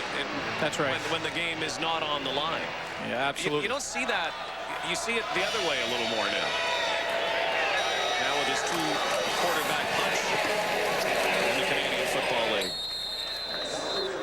Some teams are proponents of it. Some coaches are proponents of it. Well, Tom Higgins said after week 1 that he'd like to do that. Play Bart Hendricks back up behind Ricky Ray a little bit. And, you know, it depends on the philosophy and a lot on where your background is. And for Ron Lancaster, he was in the position. You know, and I think when you see what Joe Paopao does with Dan Crowley, situation where he has a young quarterback that he's given the controls to in Dan Crowley, who's playing better every outing. But Joe Paopao is one to put Crowley in and leave him in and let him work through some of the difficulties that he's facing. And Joe Paopao was a quarterback when he played. So it's interesting to see the different philosophies. Of course, Mike Clemens never lined up at the quarterback position. So Danny Mac looked like a coach there? He said not to bring that up. He said, don't start saying that I look like a coach, because he doesn't want to be a coach. No. Of course, he always whispers in my ear, I'd like your job. Yeah, but they'd have to take a serious pay cut. Yeah, you got that right. Once again, Larry Davis is all wrapped up in a fumble. Jared Smith kicked it out of bounds. Did he kick it or did he bat it? Because if he batted it, it's Argo's ball. Well, hands are going both ways. Look at that down there. North and south. You can bat it out of bounds. You cannot kick it out of bounds. It's Argo ball. Another Argo bounce here in this first half that has been all blue. Well, let's take a look. Larry Davis has been one of the bright spots for Hamilton in this game so far. Ball comes out before he hits the ground, clearly. Bouncing around. A lot of the guys think the play's over. No, it was batted. It was batted by Mike Morreale, and he got his right hand on it. You can bat it out of bounds to get possession. If you kick it, it goes to the other team. Mike Morreale got his right hand on it. What a first half for Mike Morreale. And not only offensively, but in this situation. How about this? That's a great play, and that's knowing the rules. It's understanding the rules completely. A veteran, Canadian veteran, who knows he doesn't have to fall on it, he just has to bat it out. Last one to touch it before it goes out. A touchdown earlier in the ball game after a turnover by the Ticats, this time on special teams. Bats it out of bounds. 4 Ticat turnovers. The Argos have a chance for one quick play and then line up the field goal team. And they are taking it to their provincial rivals. Morreale again. 4 seconds to go. And now they'll put the field goal team on the field. That just got him another close to 10 yards. Mike Morreale in great shape, by the way, this year. Said he took some pounds off in the offseason. And just looked like it early in this season, especially tonight. 4 catches, 44 yards, and a touchdown. The only offensive touchdown of the ball game. 25-zip, Prefontaine to make it 28-0 at the half. How about Noel Prefontaine? Back with the Argos. Booting it through, and that is it. Oh, my goodness. You gotta love it if you're an Argo fan. Complete opposite if you cheer for Ron Lancaster's Tabbies.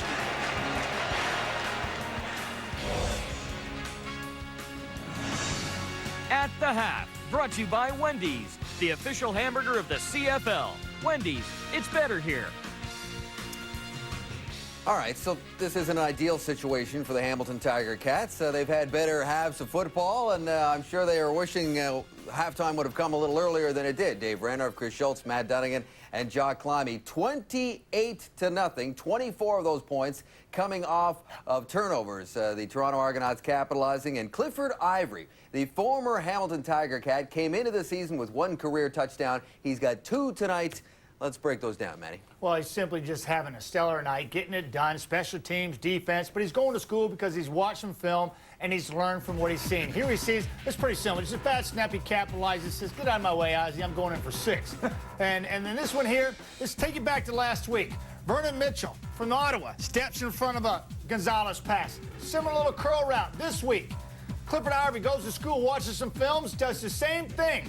Why? Because the receivers are not driving the routes up into him and getting them out of their back pedal. He sees this on film. He goes out on the football field, makes this happen, sits on the curl route, and takes it the distance. To me, this is good preparation by this young man, simply going to school, watching the Hamilton offense and how vanilla it is with guys running curls, understanding the pressure, getting on his face, how much time he's got to sit on a route, and he does a nice job of hanging tough and putting 2 scores on for him. Well, Manny, let me defend those receivers a little bit and tell you what I'm seeing. And we saw a pick last week that Manny just showed in the one this week. And what we see is DBs just standing there at 10, 12 yards because they're not afraid of the deep pass with Pete Gonzalez. And as a receiver, let me tell you, there's nothing harder than running the old button hook pattern with a guy who's not respecting it. So what you need in the quarterback is someone who will recognize the fact that this DB is not backpedaling, which means they're ready to come forward. You look at the body lean, that's what you read. Pete Gonzalez has only got 2-3 dozen passes in the CFL. Now you got a guy named Reggie Slack in the game with over 2,000 pass completions. He's going to recognize that body lean, hopefully, and he won't make the same mistake on those plays, Chris. Well, Matty, you talked about the preparation, and that's the key issue because you identified a mismanaged opportunity for the offensive line between the left guard and the running back. Let's take a look at another one. This time it's the left tackle and the left guard. We identify him, left tackle right there, left guard there. Why is that so unusual? Because basically the left tackle is going one direction, the left guard is going the exact opposite direction. It's as simple as this. You have 2 hands, one guy goes here, one guy goes there. That leaves a seam right in Pete Gonzalez's face. Why do you think Pete Gonzalez is having a bad game? It's not all his fault. Just a simplistic mental preparation issue that Hamilton is not executing. He's unlikely to get back into the game. Slack will take over, and he's handcuffed because Troy Davis obviously isn't good to go and offer at least a threat of a running game. A lot of threat coming from number 13 tonight. Ivory with 2 touchdowns, and Toronto in firm control on Wendy's CFL Live.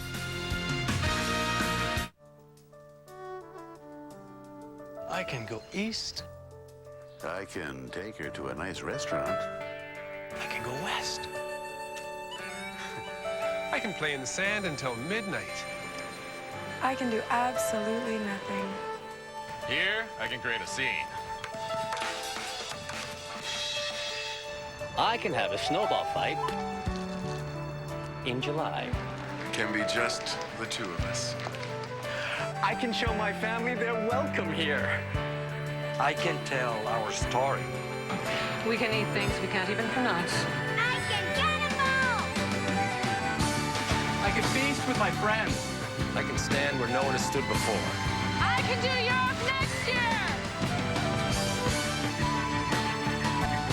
I can do anything here in Canada.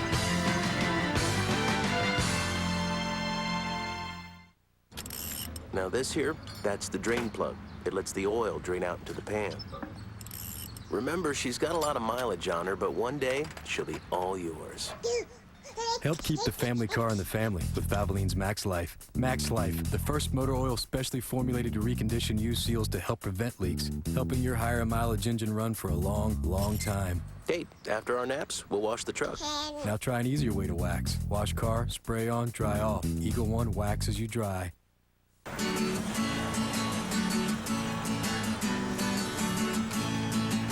Get your skis shined up, grab a stick of juicy fruit.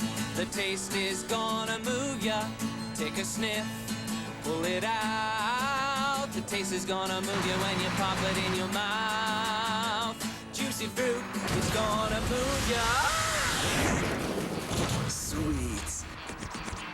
Introducing new Juicy Fruit Red. Sweet.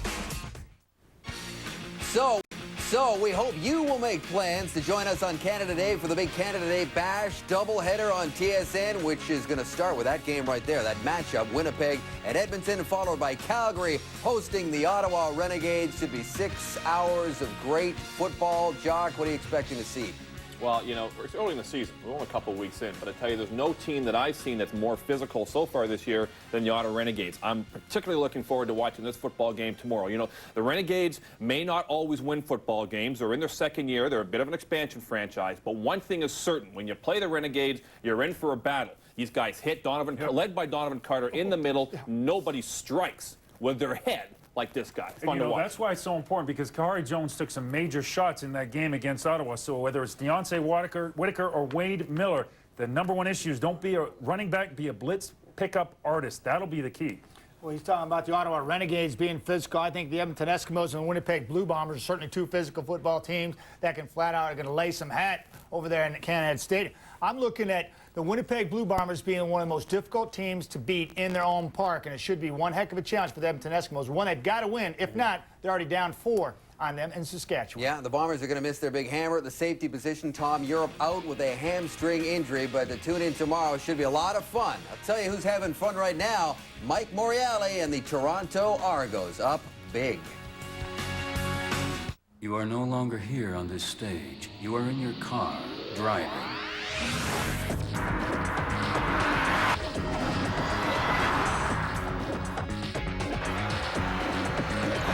When I clap my hands, you will awake. You will awake. Wake up. The all-new 2004 Grand Prix Pontiac, built for drivers. I sit all day. My butt planted. Feet on the ground, watching a screen. Day in, day out. I sit. Sitting on a chair. Parked. But here. Here. I will not. Cannot Sit.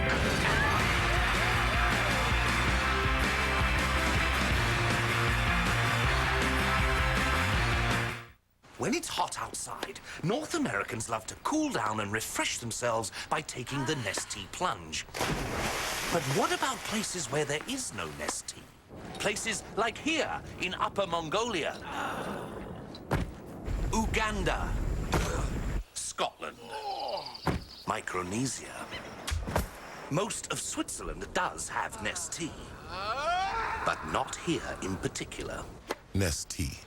Take the plunge. When you come to Apple Auto Glass, you're dealing with The big guy. El numero uno. The big cheese. The boss. And because you're dealing with the boss, we guarantee your auto glass will be installed professionally and safely with only quality glass and adhesives. Because a properly installed windshield goes a long way to ensuring your family's safety. And what matters most to us is your safety. Featuring the Novus Windshield Repair System. Here are the halftime numbers, all heavily in favor of Toronto, Matt. Yeah, you just come down the left-hand column there in turnovers underneath the Hamilton Tiger Cats, 4 to Argonauts, nothing. And then you look at the Argonauts, capitalizing on those turnovers. Simply a game of execution. Toronto's out executing the Hamilton Tiger Cats. Time of possession is actually almost dead even, but the scoreboard is not. Lisa Hillary spoke with the head coach of the Argos, Mike Pinball Clemens. Coach, how important was it for you guys to get the momentum early and really dictate the way this game was going to be played? I think the biggest thing is to win the game at the end, but it is very important for us to come out and be solid. We played a solid game. We're exciting sometimes offensively, but we haven't been consistently effective. We got to be consistently effective offensively. What is the status of Michael Jenkins? It looked like his ankle seemed to be a little tight there. Obviously, we just want to make sure that he's okay. We're also in a short week, so we want to understand, we want to protect him. Humphrey is a great running back as well. We like to have both of those guys going into next game, and so as long as Humphrey's okay, he'll probably carry the load from here. Thank you, Coach. Good luck in the next half. Thank you so much, okay? Yeah, wise move by the coach there. The Argos will have to get on a plane, fly across the country to play the Lions on Friday night, and they'll have this guy with them, Clifford Ivory. Second half is next. Hello. I'm Saturday.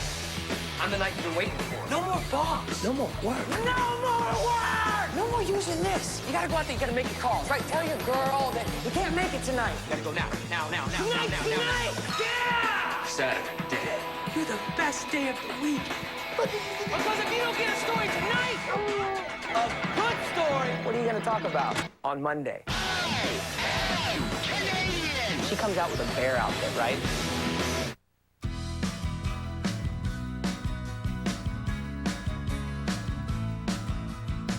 Every child is full of promise. And for over 28 years, the Tim Horton Children's Foundation has been dedicated to giving kids the opportunity to realize the potential inside themselves.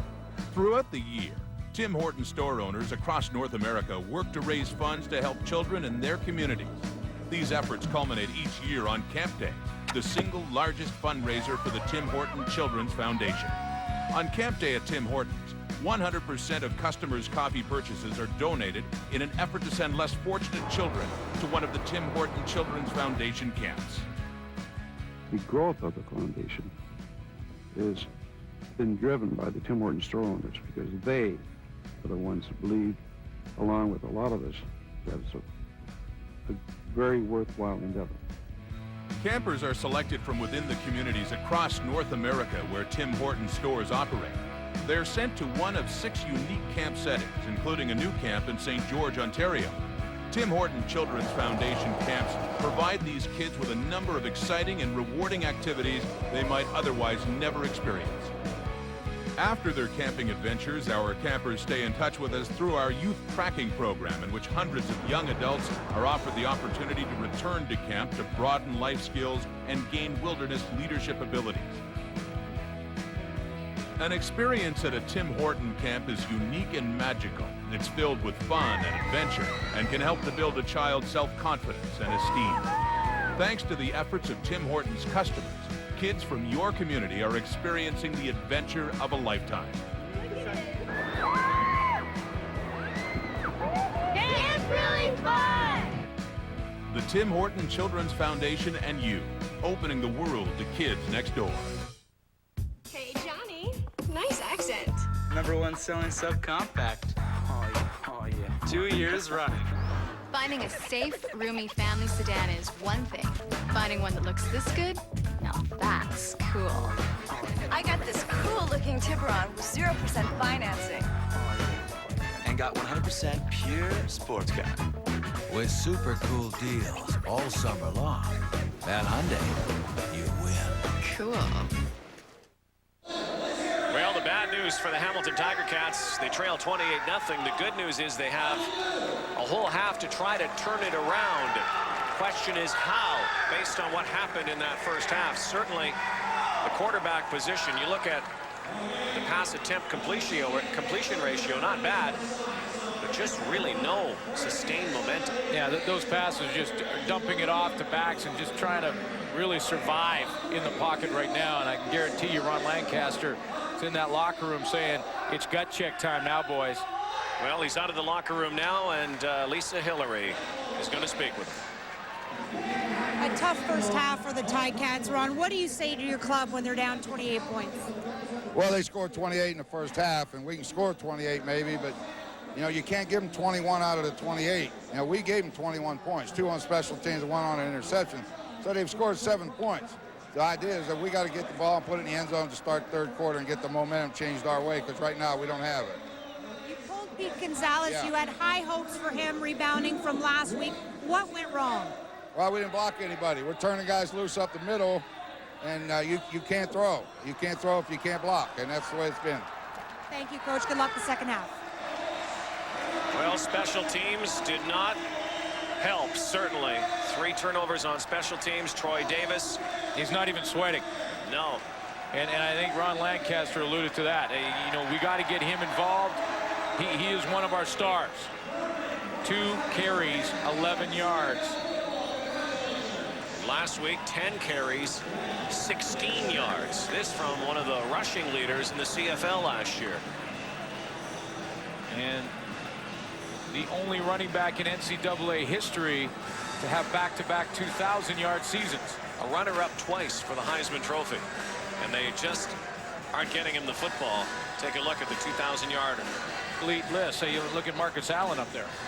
That's the brother of Damon, and that's, look at that list of backs. Ricky Williams, LaDainian Tomlinson, the last to do it. Absolutely, and you know, so he's one of the stars, and the stars have got to shine if you want to win.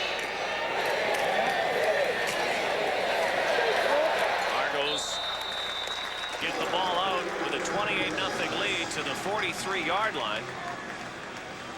And Damon Allen, 10 of 13, very effective first half. 1 touchdown toss. That's all they had to do offensively. 3 field goals from Noel Prefontaine, but really it was the special teams. Well, 21 points, like Ron Lancaster mentioned, and Damon Allen has moved the ball effectively and really played the game in Hamilton's end of the field in the first half. In the shotgun, looking to add to this. Morreale's been a favorite target, but picked off, and that's what the Ticats need to get this going. Scott Coe, Winnipeg native. That one was for Dad, I know that. Well, that's just the one guy that Damon Allen didn't account for when he was reading the defense, and it was Scott Coe, the middle linebacker, who lined up this close to the line of scrimmage, and when he did, I think Damon Allen rolled out, didn't think he was going to cover that much ground. Scott Coe, you see him at the top of your screen, he just keeps flowing to the football. When Damon Allen tries to throw it to the inside, he's right there for the interception. And said that he wanted to send a message to his father, and that's a good way to do it with a pickoff. Well, there you go. He said he wants to send a message to Ken. He's retiring after 30 years with Winnipeg Hydro. Congratulations to Ken, and flags everywhere. And it's a good one. Your son has a pickoff, and that's what the Ticats needed. So there you go. Something to get them going. Little retirement present from son to dad. Scott Coe getting the start, the middle linebacker at the beginning of the year, earned the job in training camp and with his play on special teams a year ago. 98. Still first down. Thought he was going to try to lateral it off there. Well, that would have been intercepted. There were Argos everywhere. Wise decision not to. And the way it's going for the Ticats tonight, just hang on to the football. 20 points in the second quarter for the Argos, 8 in the first, 28-0. Reggie Slack in the ball game for the Ticats. Bootlegs it. Picks up 5. When you bootleg like that, the upside is you try and influence the defense. The downside is you've taken half the field away. Archie Amerson is only one of 2 players that when Reggie Slack bootlegs has as a target. And you can see Wheaton and Orlando Steinauer in double coverage on Amerson over the top. That just eliminates one target, puts it down to 1, and he was covered as well. There's Amerson. Handoff, Troy Davis. Trying to get close to the first down. 2nd and 2 to go. Might be a little shy.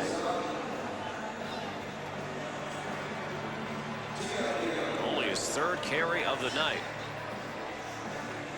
For Troy Davis. Well, they're going to bring the sticks in and measure this. So and it may seem at 28-0 like a no-brainer for Ron Lancaster to go ahead and go for it. But when you've got some momentum, a Scott Coe interception, and even if it's a yard, you're in field goal range right now. And you need to get some points on the board. So it is a decision that Ron Lancaster has to make, and he's going to be, well, about a football short. So I would say he'll likely go for it, especially with a running quarterback like Reggie Slack and Troy Davis behind him. I mean, either way, Slack with his great strength can just fall forward for half a yard. And so they will go for it. 3rd and a football to go. But it is a tough decision because you know that you want points when you're inside the 40. And the guys in blue, the 28-0 lead. They'll want to stop it here, but that should be the first down easily.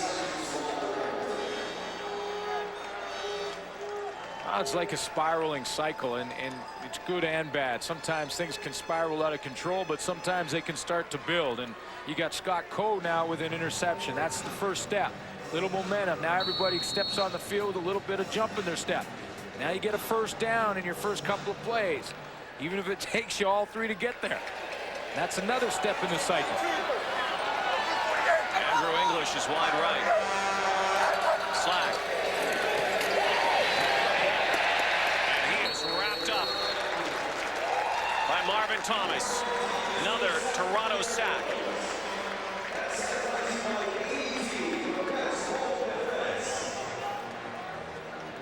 Marvin Thomas gets the push. Michael O'Shea, see how he lines up in the gap? He's right in the gap, and the reason for that is occupy a block. He doesn't stay there, but he just wants to take the mind right there of Mike Mihalik and just make sure that he sees that Michael O'Shea is the guy. So he counts Michael O'Shea, and then Michael O'Shea drops out of there. Sack number 6 tonight for the Argos. Slack to English with some room. But it was 2nd and 14. Will come up about 3 yards short. And now the Ticats will have to put some points on the board via the foot of Paul Osbaldiston. And now you have to take points, right? And you know, I'm sure there's Hamilton fans saying, go for it. You're down here, it's only 4 yards, go get it. You're down 28-0. I like this decision. Go ahead and get points because it's another positive step in that spiral. Trevor Shaw is supplying the hole. From the 35. That kind of night for the Hamilton Tiger Cats. Ozzie misses. They get a single. Trail by 27. They're ready to play. Are you? Play Safeway $1 Million Touchdown to win. If your name appears, you've won. Dirt Devils Featherlight Bagless Upright and Sweeper Vac with Swiffer. Or a Canon PowerShot A60 and CP200 photo printer. Shop at Safeway today. Listen, why don't you go ahead and bring those numbers to our 9 o'clock meeting? I got it.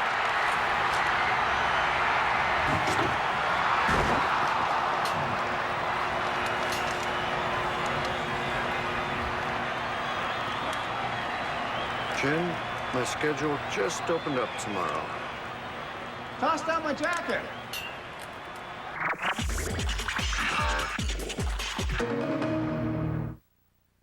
Hey guys, meet the new guy. Hi, I'm Bob Holtkamp. Hey, help yourself to some snacks. Speaking of which, you know what would taste good about now? Yeah, a big, hot and juicy cheeseburger. With everything. I can almost taste it. Telling me, if there were a place to get a hamburger that good this late, I'd not only drive, I'd buy. Really? Wendy's classic hamburgers are made fresh, so they're always hot and juicy, so you can eat great even late. You must be the new guy. Yeah, thanks. Wendy's, it's better here. They're ready to play. Are you? Play $1 Million Touchdown to win at Safeway. Get a bonus entry when you buy Purex bathroom tissue. Pillowy softness you can see and feel. Shop at Safeway today. Salzburg, Austria, Pyeongchang, South Korea, or Vancouver, British Columbia. The 2010 Winter Olympics, it all rides on the vote on Wednesday morning, 10 a.m. Eastern, 7 a.m. Pacific time. TSN will have coverage from Vancouver, Prague.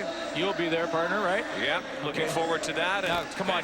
Tell me, you peeked in the envelope, haven't you? Did we win it? I would, you know, you always, you should never say it's over, because it isn't, but I have a very good feeling that Vancouver's going to win the Winter Olympics. What a week that would be for the West Coast. The Olympic bid, the panel arrives the same day. And I say, you know, you just put Schultze on the luge and let him go. No, you put the other guys on top of Schultze and then go down the beach. That's how it works. I think it'll be tremendous for Vancouver, but again, we'll wait and see on Wednesday.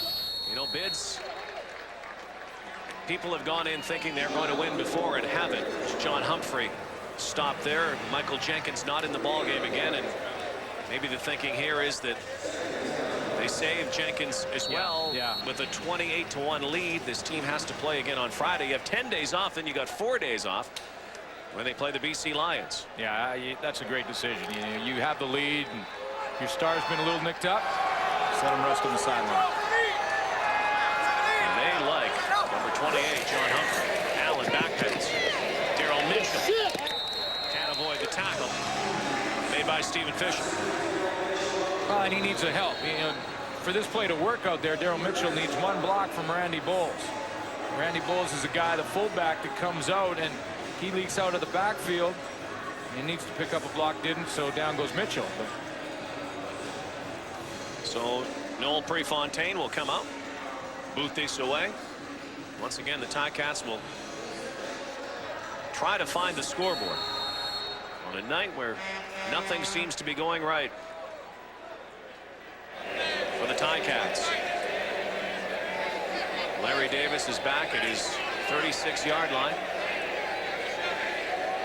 Prefontaine certainly hasn't looked like he's missed a step away at that NFL tryout with the Chiefs, and look at that boot. Davis fumbles it, picks it up, and has some room now. Cut down there at the 24. Huge punt by Noel Prefontaine. 62 yards, 28-1 Argos. They're ready to play. Are you? Play $1 Million Touchdown to Win at Safeway. Get a bonus entry when you buy Purex bathroom tissue, pillowy softness you can see and feel. You could win Dirt Devils Featherlight Bagless Upright and Sweeper Vac with Swiffer, or a Canon PowerShot A60 and CP200 photo printer. Or win a 7-night trip for 2 to the all-inclusive Occidental Grand Flamenco in Puerto Plata, Dominican Republic, courtesy of SunQuest Vacations. Swipe your club card at Safeway today.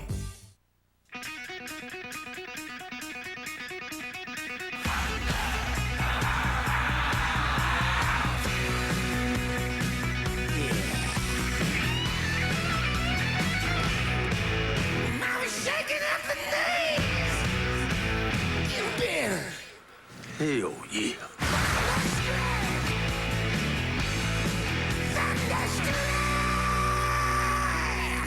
Now playing. Hey man, your car's pretty hot. This is the Wolfsburg, right? So Saturday nights we'll get together behind the Dairy Twist to check out cars. Maybe you could come. Yeah. Right now is a great time to get a new limited edition Jetta Wolfsburg or any other sporty Volkswagen. Just make sure you know what you're getting into. Well, you can vote for the player of the game.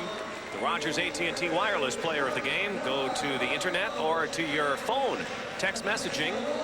Tap in the letter of the team, number of the player, and right now, I'll tell you what, T13 looks awfully good. Rogers AT&T Wireless, imagine getting more from your phone. You can vote for the player of the game. Clifford Ivory only had 1 touchdown in the CFL.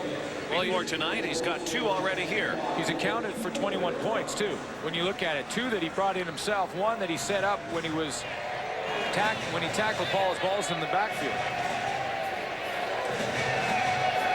That set up another Argo touchdown. So those 21 points Ron Lancaster talked about at halftime belonged to Clifford Ivory.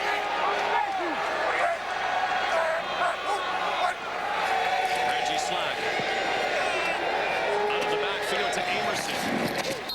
Picks up the first down, it looks like. And in the shadows of his goalpost, Slack moves the football. Sort of mentioned it coming out of halftime, what Ron Lancaster may have said. Pretty simple play to get Archie Amerson out of the flat and then some space. And, you know, I've been at the wrong end of these kind of games, and coach usually comes in the locker room and says, guys, it's gut check time. You're about to be on the wrong end of a butt kicking. So it's up to you. If you fight back or you lay down. Well, they're fighting and clawing right now, at least Amerson is, along with Slack. Again, good rush from the Argos front 4. And guys that are building teams and looking at the game film at the end of this, they always look for the same thing. They look to see if anyone quits. You know, and it's tough. It's one of the hardest things in sport is when you're down and it doesn't look very good and doesn't look promising. In other words, your offense isn't moving the ball. You're having problems on the teams. It's tough not to lay down. In every facet of the football game, you're getting looked. And down goes Slack again. Marvin Thomas, sack number 7 for the Argos here tonight. Oh, boy. 2 sacks for Thomas. Again, you see O'Shea showing blitz in there. This time he comes. Last time he dropped out of there, and Thomas comes from the outside. So this time Michael O'Shea does take up a block. And Marvin Thomas gets the sack because of it. Ball is Baldiston again. His leg is going to be sore tonight. Not only for kicking, but from jumping early on. Livingston with some room to the 50. Down the sidelines. Livingston on his feet. Cuts the other way. To the 20. And he will go all the way to the end zone for the touchdown. Another special teams breakdown by the Tiger Cats. And a terrific run by Bashir Livingston.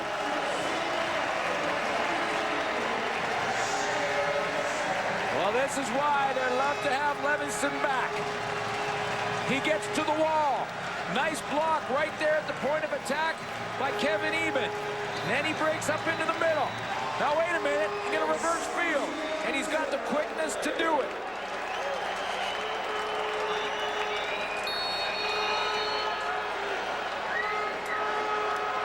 '71-yard touchdown return. Livingston, who went to Miami to try to make it in the NFL, is back with the Argos. Are they happy? No, that is not a typo coming up on your screen. It's 35-1. Who will be today's player of the game?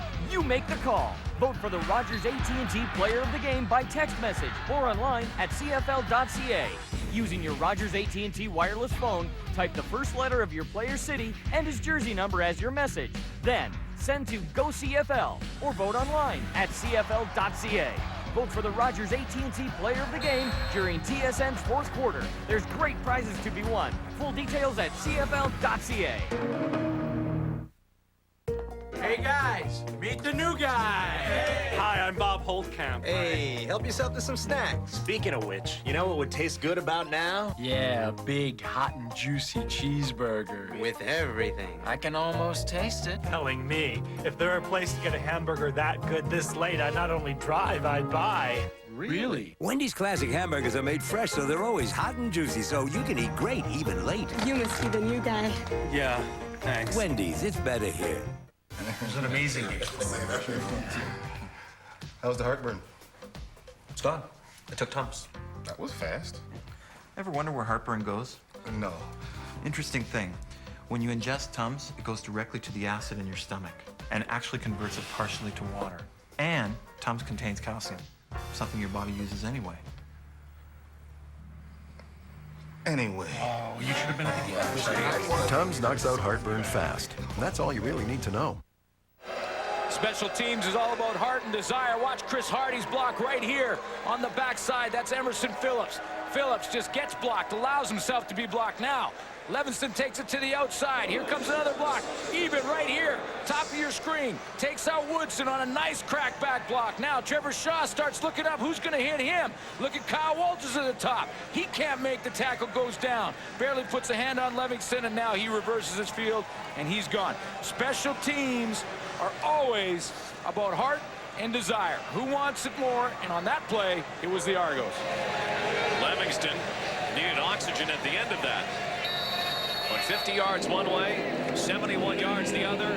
Touchdown Argos. It is a 35-1 kicking right now. Larry Davis trying to bring it the other way. Nowhere to go again for the Tabbies. These are the plays that the coaches look on the film and they say, boys, if you're Hamilton Tiger Cat film on this one, there'll be a lot of guys sliding down in their seat, keeping their ball caps over their eyes. He wasn't even touched.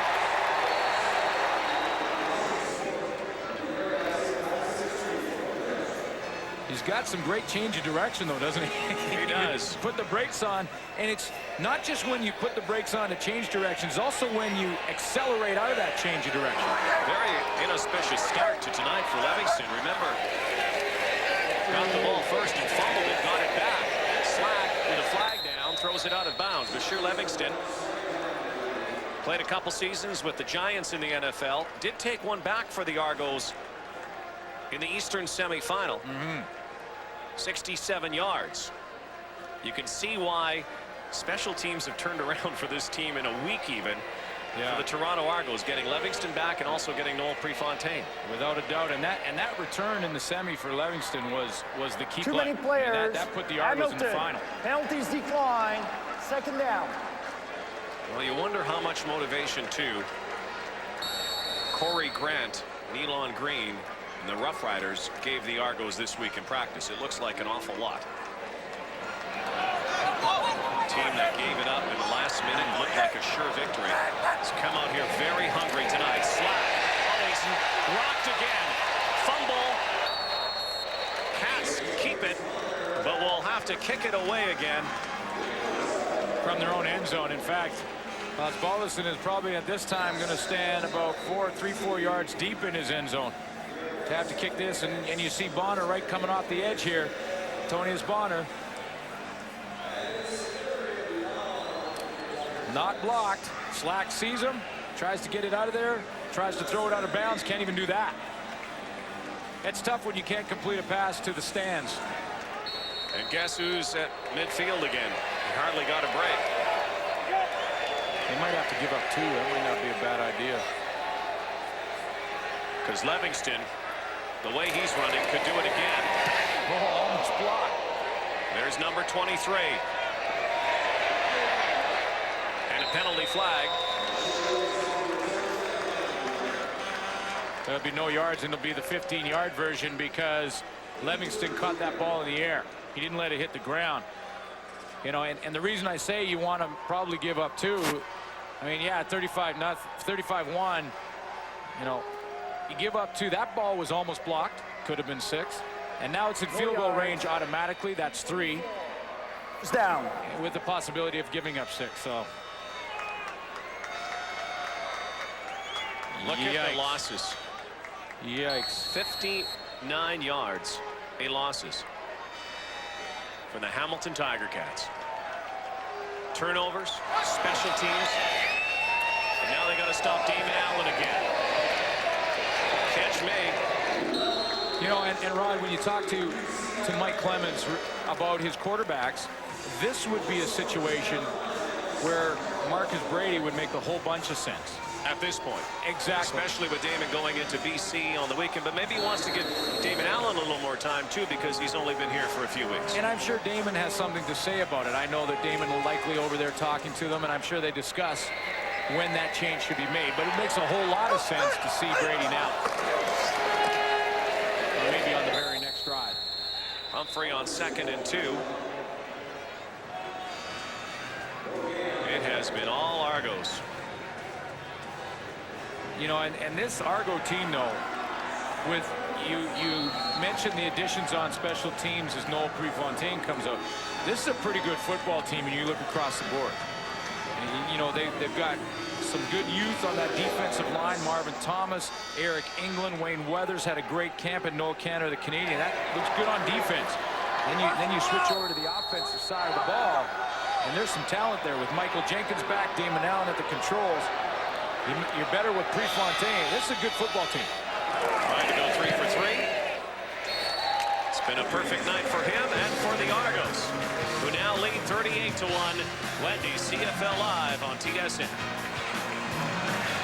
You know what you never see in car commercials? Real cars. Cars that need new Castrol GTX high mileage. It protects against oil burn-off better than other leading motor oils. New Castrol GTX high mileage. It helps older cars feel young again. Being a CFL quarterback means staying aware of everything on the field. Nothing should distract you. You must stay one step ahead at all times. Every time a CFL quarterback gets sacked, Purolator will donate his weight in food to a hometown food bank. Catch the Purolator Tackle Hunger Sack Tally during CFL games on TSN. Because Bashir Livingston returned that punt for a touchdown in this quarter, Carol Zilke of Winnipeg, Manitoba has won a prize bag consisting of a whole bunch of real nice stuff. Reggie Slack sideline route to Andrew English. Trailing by 37 points. One of the things that the Argos have done to confuse quarterbacks, both Pete Gonzalez and Reggie Slack, is how they've used Michael O'Shea. And he has been in a lot of different formations, a lot of different positions. They've slipped him up into the line of scrimmage a bunch, dropped him out of there. Sometimes he goes, sometimes he doesn't, and it's really kept those quarterbacks guessing. Slack was looking for Amerson. Almost picked off. Raphael Ball almost had that ball. Raphael Ball really defended himself, getting hit in the head with it.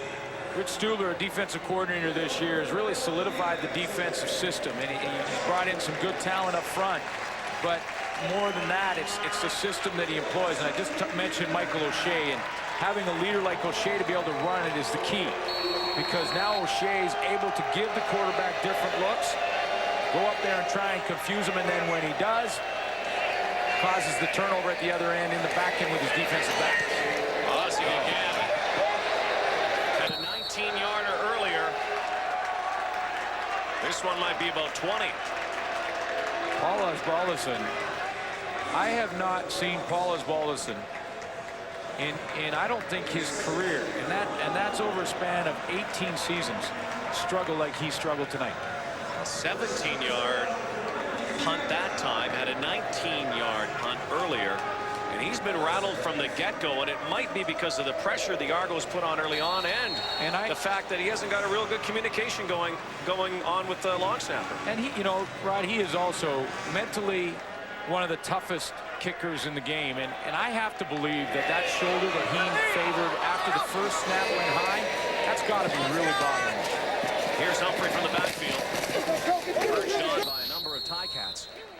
Because I just can't imagine Paul Osbaldiston. I mean, he is as competitive as they come, and he is mentally tough. And you go along the league, coming into the season, who would you like to be kicking that 45-yarder to win the game? It'd be Paul Osbaldiston. And he has just struggled. But remember that very first snap that went high, he went off holding his right shoulder. And I can only imagine that is causing him so much pain right now that it is tough for him to focus, and I've just not seen him struggle like he has. 39-year-old Osbaldiston. There's 39-year-old, soon to be 40-year-old Damon Allen. A strike again to Lyle Knight. Made a few catches here tonight, Lyle Knight. On a great night for the Argos. You know, and you made a good point, and Damon Allen comes in for another series, and when I look at Lyle Knight, I think it's exactly what you were talking about, Rod, and that's give Damon Allen some more reps with this new receiving core that he's working with. I mean, Damon Allen for 7 years played with the BC Lions. He's got a chance to work with a new receiving core. Give him more reps at it. Well, especially with the way the Argos quarterbacks struggled last year. Damon Allen is one of the living, breathing, playing legends in the CFL. A guy who has owned, if he doesn't own it, will own most of the CFL record book. Yeah, I had a conversation with Matt Dunnigan last week, and we were talking about the first time that I came to the league in 1985, and I remember we both were saying, you know, 50,000 yards, that is a lot of yards, and now we're at this point, and yeah, I mean, you know, you shake your head, and like I said, the word always comes out. You know, I think I've been able to play so long, and when there's one team that doesn't believe I can get it done, there's always another team that's, you know, there's 4 teams I never played with, but my hope is that, and I said this last year, my hope is that I can retire with this football team. Yeah. Well, add another touchdown completion to the record book. Mookie Mitchell. And the Argos are making it look so easy right now. Damon Allen and Mitchell shred the secondary, 44-1 with the convert to come. Down to 16. Catch Ron Lancaster. Touchdown toss to Mike Morreale earlier. Let's take a look at this one again.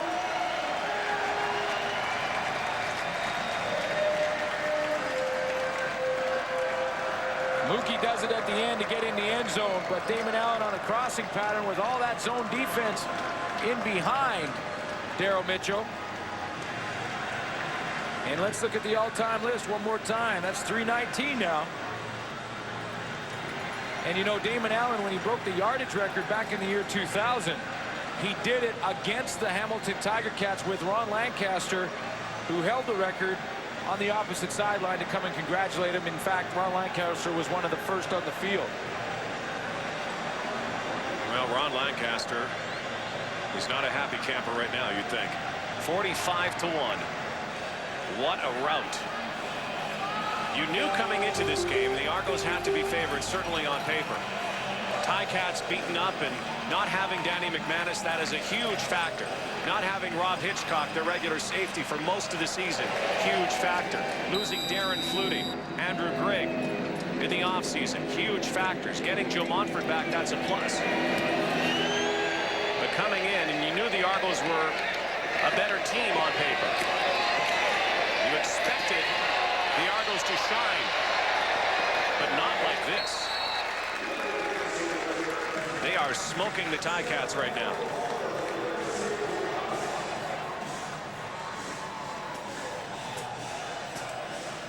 You know, and here's another thing when you're talking about the Argos and Damon Allen and the weapons that he has here with this football team. Alfred Jackson will be back in the lineup next week.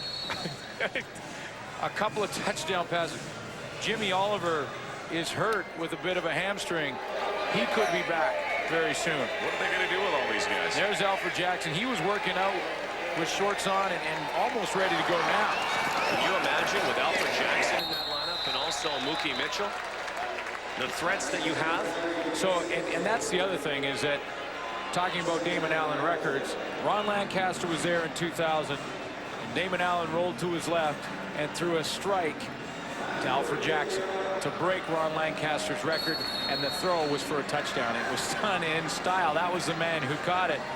And might happen again. Yeah, and he will be back in the lineup, and maybe the guy who catches the touchdown that puts him over the top. Final minute, third quarter. Ticats have not even had a sniff of the red zone, never mind the end zone. And guess who? What a night for Clifford Ivory. All-star last year, former Tiger Cat 2 years ago. And shoot, you could put Clifford Ivory on offense. Could have tonight. He basically had 21 points, 14 for sure, and this is a pretty big tackle in the open field. You know, and give Tyree Davis a little credit for trying to do something on his own, but that's a solid tackle in the open field, as you'll see. Well, Ozzie again. 17-yard punt the last time. That's better.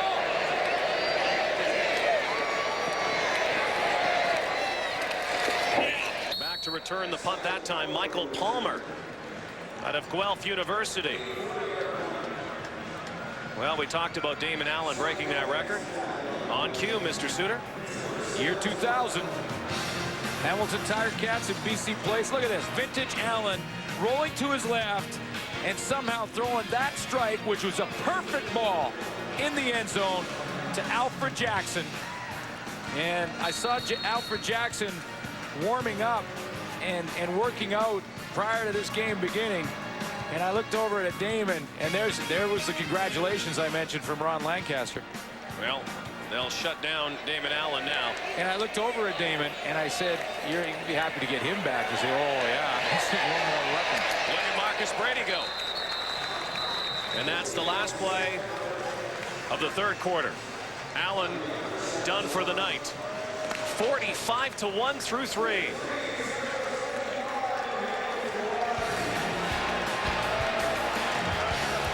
Well, you have to go back a ways to find Hamilton's worst ever loss. They lost 82-14 at one point to Montreal back in 1956. Oh, gosh. This one isn't that bad. I hope not. But it's pretty bad. No question about it, as Hamilton has just got problem after problem, injuries leading to other problems, and we're going to highlight some of those problems. Well, Coach Lancaster, in fact, highlighted the problem when he did his interview at half, and he talked about his O-line not providing enough protection. For a guy like Reggie Slack, this is a pocket passer. This guy is a straight drop-back type, and he needs to be able to see his receivers and set his feet. And here you see the offensive line, and we've got 6 blockers on 4 rushers. No excuse for this right here. Look at Pascal Charon. He's actually getting knocked past Reggie Slack by Wayne Weathers, and Reggie has no choice but just to throw it into the cheap seats. This is an issue that the Hamilton Tiger Cats are going to have to address, Maddie, if they hope to start winning some football games. I think it's a combination of a couple things. Yeah, they're not being physical enough up front, Jock, but I also think that Reggie Slack is not unison with that offensive line, and we're going to take a couple examples here. Reggie Slack should be in a 5-step drop here, putting him back about 7 yards, because the offensive line, as you can see, is pass proing for that type of drop, but Reggie's only at about 4 yards, and so everybody's in his lap here, and he's got no vision whatsoever. So to me, that's a quarterback issue. He's not in unison with the offensive line. We'll take another look at this one here. It's a good job by the Hamilton line picking up the stunt on the inside here. You can see right there he picks up Fletcher, but on the outside, Reggie Slack has no idea that he's fixing to get popped in the mouth here. Great job of the O-line there. Reggie Slack not recognizing the end man line of scrimmage wide open, coming off the edge, Chris, and that he's unblocked. And to me, it's a situation where there's a lot of people that fall here tonight. And great opportunity for the Toronto Argonauts because they got the short week, and this is the way the week unfolds. Today's game day, tomorrow's just rundown day and film analysis day. Wednesday's the only practice day you have. Thursday's travel day. Then you're playing again on Friday. Put the subs in. Let them get some experience. Let's see what Marcus Brady can do. He's got a great potential as quarterback. It'll be fun to watch. So this one really is over. I mean, Toronto's not going to lose this one, but remember, a lot can change between now and Labor Day when they meet again, and Hamilton may not like the way this score is going. Guys? Yeah, this was a boxing match. You throw in the towel from the corner, but you try to get something positive for your next game, and there hasn't been much positive for the Hamilton Tiger Cats so far this season, but it's early in the season. Go back to the drawing board. We have number 53, the dangerous defensive end. Maybe Joe Montfort can get things going, but John Humphrey, he's got some game, doesn't he? Look at the numbers. 80 yards to 236 yards. 4 turnovers, and of course they turned into points, and 24 of them, as a matter of fact. And that pretty much ended it early for the Hamilton Tiger Cats, and they've not been able to answer. Marcus Brady again. A lot of playing time here in this fourth quarter. Chance to show his stuff. Did play in game number 1. Michael Bishop, remember, a year ago, became the starting quarterback for Gary Echeverry at the time. It was a work in progress. It was a project, they said. Never materialized. Reggie Slack came in, took the controls. And now the Argos have Damon Allen and Marcus Brady. Yeah, Bishop, showed signs and showed his athletic ability. He certainly has a strong arm, but still learning the game, and that'll take time. But this is a different Argo team with Damon Allen at the controls. Brady is brought down on 2nd and 10, and that will bring Noel Prefontaine out to boot it away. And it's just the confidence level of the entire team, and that includes the defensive side of the ball. I mean, you don't have to be on the field with Damon Allen. But you see how calmly and how controlled and composed he is when he's running the offense. He's seen the defenses. He knows how he wants to attack them. He knows the weapons that he has around him, and he can calmly move the football down the field. You see Brady, a good young talent, go right over and check with him in a couple of plays here. He didn't see the first read. He started to panic a little bit, jumped up in the pocket, took a sack, and have to punt the football. It's just a different football team when you get that veteran in, as you can tell on the opposite side with what's going through the Hamilton Tiger Cats bench. Yeah, the Argos have sucked the life right out of the Tiger Cats here tonight, and the confidence. Again, a beaten up team. Davis up to the 21-yard line. Old-fashioned route here. 45-1 Argos. Wendy's CFL Live on TSN. They're ready to play. Are you? Play $1 Million Touchdown to Win at Safeway. If your name appears, you've won. A solar-powered men's watch from Bulova, featuring stainless steel case, screw back, and luminous hands and markers, water-resistant to 100 meters. Or a Samsung portable audio player, featuring MP3 WMA playback, 64 megabytes flash memory, LCD display, and FM tuner. Swipe your club card at Safeway today. Vote now for the Rogers AT&T Player of the Game. Using your Rogers AT&T wireless phone, type the first letter of your player's city and his jersey number as your message. Then send to Go CFL or vote online at CFL.ca. Starting today, your eyes can breathe a whole lot easier. Now there are Night and Day lenses. The most breathable soft contact lenses ever made. Night and Day lenses, made from a revolutionary material that allows 6 times more oxygen into your eye than the leading soft lenses. So breathable, you can even sleep in them. They're approved by the FDA for continuous wear for up to 30 nights and days. Ask your eye care professional about Night and Day lenses. So breathable, the difference is night and day. Royal St. George's, home of the 132nd Open Championship. The British Open. Complete coverage of all 4 rounds starts July 17th. For up-to-the-minute highlights with Rod Black on location in Sandwich, England, tune in to SportsCenter on TSN. Well, first Pete Gonzalez, then Reggie Slack. Now the third quarterback of the night for the Hamilton Tiger Cats. In a 45-1 game. Here's David Corley.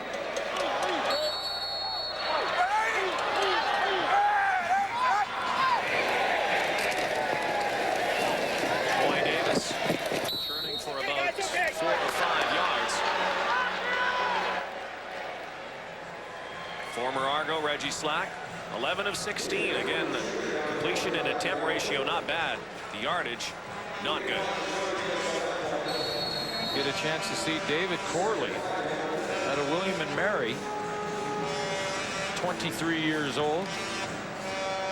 And he gets a chance to take some snaps. And when you're down to number 3, pretty much says it all. Noah's first pass is complete. Because the only thing number 3 is supposed to carry for you is the clipboard. Yeah.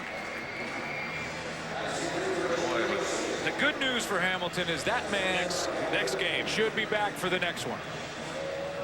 But you know, you go with what Ron Lancaster said about having one guy all the time. When your one guy goes down and those other guys haven't got many reps, it's awfully tough on a football club if they're not experienced.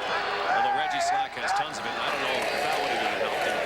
Even if Danny McManus was in this football game tonight, I don't know. It still might be a big lead for the Argos. Well, you know, and it gets down to talent. It gets down to talent, and you know, the Hamilton Tiger Cats right now happen to be going through a change with their personnel director as well. So finding fresh talent and new players, that's in transition with Mike McCarthy leading. 2nd and 4 for Corley.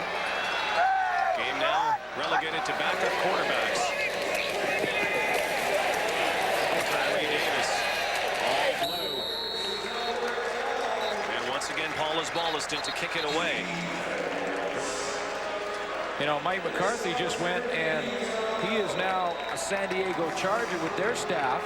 He's a suit now. Actually, yeah, he's a suit, and he's here scouting this game for the San Diego Chargers. So he has recently left, and that's the guy who's brought in a ton of talent. I mean, he has been in the Canadian Football League bringing talent in here for 19 seasons, including guys like Tony Champion and Earl Winfield and guys like that, and into 100 of those free agent camps where there's 300 players and they pay to get to these camps, and they show up and maybe 1 or 2 make it to a training camp. Tony Champion won. Livingston loses yardage. Big touchdown for him earlier. Big night for the Argos, not for the Tigers.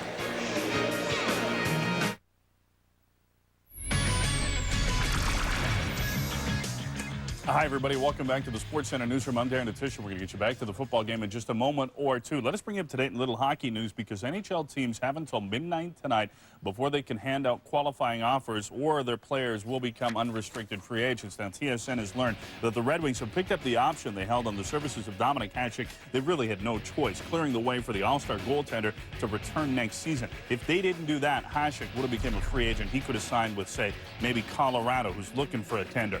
The Mighty Ducks have declared declined to pick up the option on Adam Oates, making him an unrestricted free agent. Oates, who will turn 41 in late July, was scheduled to make $3.5 million this upcoming season. The Philadelphia Flyers have re-signed Eric Desjardins to a 2-year deal plus an option for a third. They also re-signed Claude Lapointe.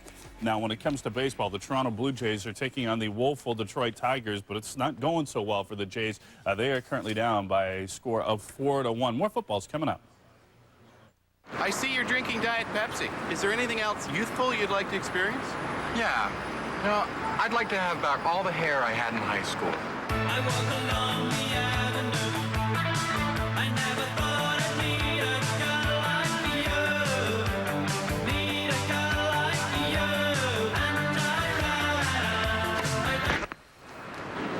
And On second thought, I'll stick with my Diet Pepsi. Taste the one that's forever young. Diet Pepsi. Well, the Tabbies are beaten up on the scoreboard, and they're beaten up on the injury list, too. With Rob Hitchcock, here's Lisa Hillary. Thanks, Rod. I think last week, Rob, we could have said that was one of the scariest looking arms in football, but it's looking a lot better now. It is. You know, in a week from now, a week already of therapy, it's been fantastic. I've got a lot of range of motion in my wrist now, and I never had that a week ago. So Chris Puskis, our trainer, has been working on it for twice a day for the last 7 days, and it feels great. So. Having said that, will you be back sooner than first thought? Well, I'm on the 9 game right now, so it looks to me right now I'm coming back about August 22nd. You know, I'd like to be out there right now with these guys, helping these guys out, but if I can get back into you earlier and there's a way for me to get back earlier, I'd really like to be out there, but right now it's the 22nd of August. And of course, there's no doubt that they could use your help tonight. It looks like it's a real breakdown out there. In your mind, what's gone on? What's happening out there? It's really tough to say right now. I think that the guys are really frustrated. You know, we've worked hard all week at practice. We've done the plays that we've seen on film with these guys, and it's real difficult right now because we don't know what's going wrong right now. So we're going to have to really take this game, go into film work tomorrow, and see where we broke down. It looks like we've broken down in all phases of the game so far tonight, and you know, it's unacceptable. We're a professional ball team, and we've got to get better, and it's going to have to start tomorrow. Thanks, Rob, and you get better. Thank you very much. That arm looks like he was arm wrestling with a great white shark. Yeah, but it's good to see. Like you said, he has no pain. It's a good range of motion, but they could use him in a big way. All-star 3 years in a row, an anchor in their secondary. They have their anchor back on their line.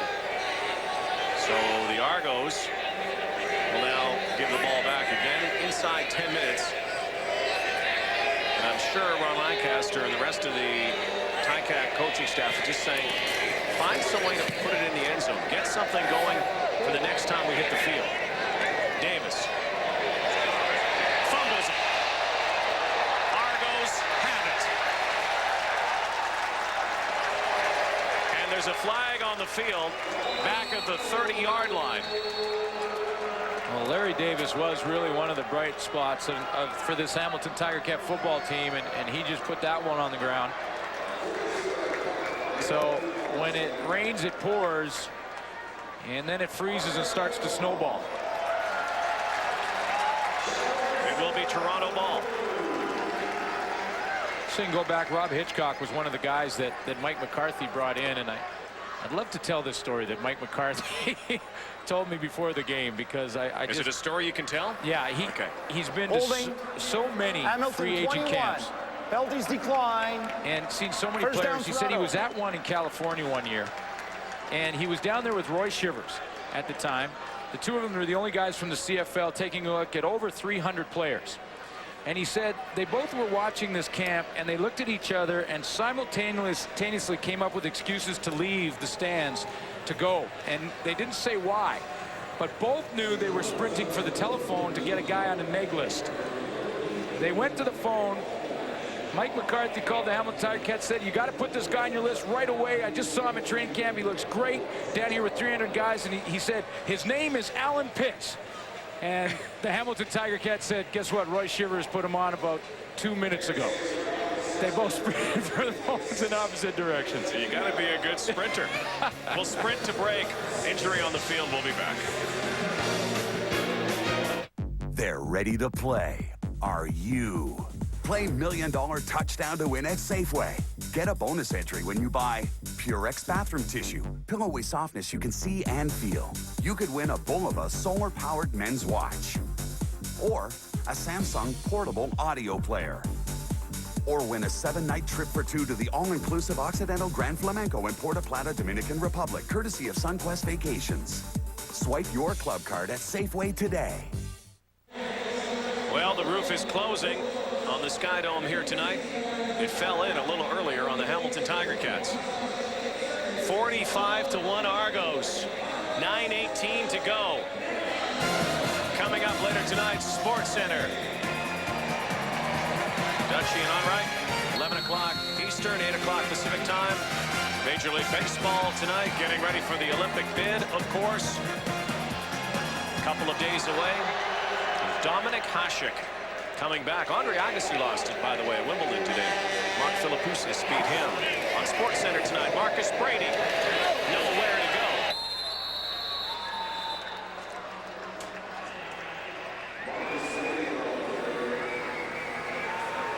Once again, Purolator will contribute the quarterback's weight in food to a food bank in the city that the team plays in. Toronto 7 sacks, Hamilton 4 sacks. The Purolator Tackle Hunger Program. A lot of sacks. A lot of sacks of food. Brady, 2nd and 13. Almost picked off.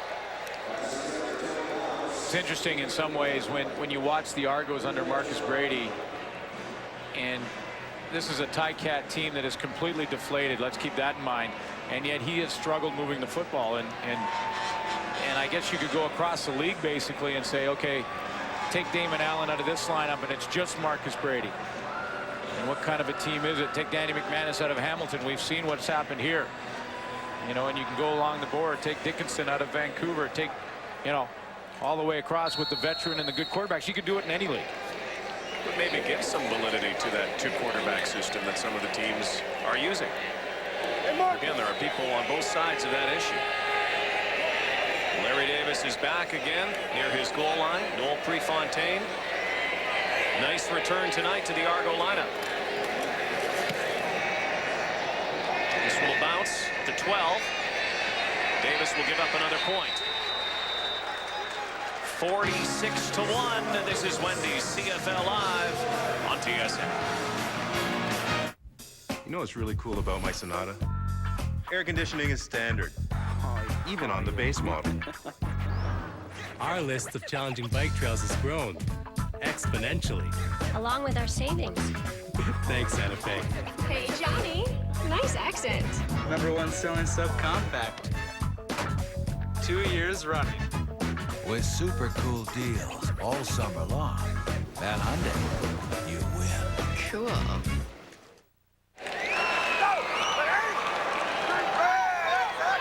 Ticats at their 35. David Corley in relief of Reggie Slack, in relief of Pete Gonzalez. And if you're at home tomorrow, which you I'm sure will be, unless you're like Glenn Suter and you have to work. But he's working doing football, so it's not really working. There are some that say what I do is not work. Work. This is fun stuff. Canada Day Bash doubleheader tomorrow, 5 Eastern, 2 Pacific. Eskimos, Winnipeg Eskimos will play Hamilton on Saturday, by the way. Ottawa and Calgary. Happy Canada Day to everyone watching. We've already had some fireworks here tonight, supplied by the Toronto Argonauts and their special teams unit. Well, Clifford Ivory's had an outstanding game on not just special teams, but on defense as well. We saw the interception for a touchdown. He has locked down his man, whomever that's been throughout the game. Whether it be Tony Aikens, Archie Amerson, he has been all over the field. So you got to give full credit to Clifford Ivory for ready to compete for this one and Damon Allen, another tremendous game from him. That's back-to-back as an Argo. Even in the losing cause, Allen was great. They've shut down Bashir Livingston as well, allowing Michael Palmer, the rookie, out of Guelph, to get some action. Number 77 decided to was going to go back to school, then made the Argos. He's not going back to school. Get a chance to play here tonight. His team up big. At the Coors Light Brewing Company, we know great golf requires Zen-like concentration. You study the wind, examine your lie, and, oh, better put him down for a bogey. For your chance to win a Coors Light Maxim Golf Experience tee time, go to CoorsLightGolf.ca or check out Maxim Magazine. No purchase necessary, must be legal drinking age. Coors Light, the silver bullet. John Humphrey fights for some extra yardage. Argo's getting a good look at him. A lot of talent, John Humphrey. Marcus Brady in the game now in relief of Damon Allen. The story. Argos, and more Argos across the board. Talked about Clifford Ivory, his game. Bashir Livingston, nice 71-yard punt return. The Argos 25 points off. Ticat turnovers really was the difference, and that D-line was dominant. Michael Bishop in the game. Game story brought to you by Sport Check, Canada's largest sporting goods retailer. Sport Check, the best value. Here's Bishop. Off his wrong foot. Catch made by Tony Miles, the former Ticat. So we're officially into garbage time now. That's what they call this time. Well, yeah, but it's not to Michael Bishop. Exactly. You know, it is, and when you look at the game and you look at the score, it's just mop-up time. But Michael Bishop gets a few quality reps, and he gets reps in the live action, and every one of them count. And another guy that people, you look at his college stats, and you look at the physical specimen that he is, people have high hopes for Michael Bishop in this league. Well, a year ago he was starting. Catch made by Michael Palmer. You know, I asked Damon Allen about Michael Palmer, and he was out throwing when we talked about it earlier, he was throwing those left-handed passes. It was Palmer he was throwing to, and he says, well, first of all, it kind of looks like, well, sort of like Tom Cruise or Brad Pitt. Or Brad Pitt. I thought, well, either way, he's okay there, I would imagine. And I said, what about as a receiver? And Allen said, without hesitation, he said, you know who he reminds me of? He reminds me a little of Rick House. And I went, wow. Because, you know, Rick House, a star with the Winnipeg Blue Bombers. About the same size. Tremendous receiver. And he said he's got that same kind of knack to know where to be. Good quickness and speed. Remind him a lot of Rick House. So high praise. Bishop has lots of running room here.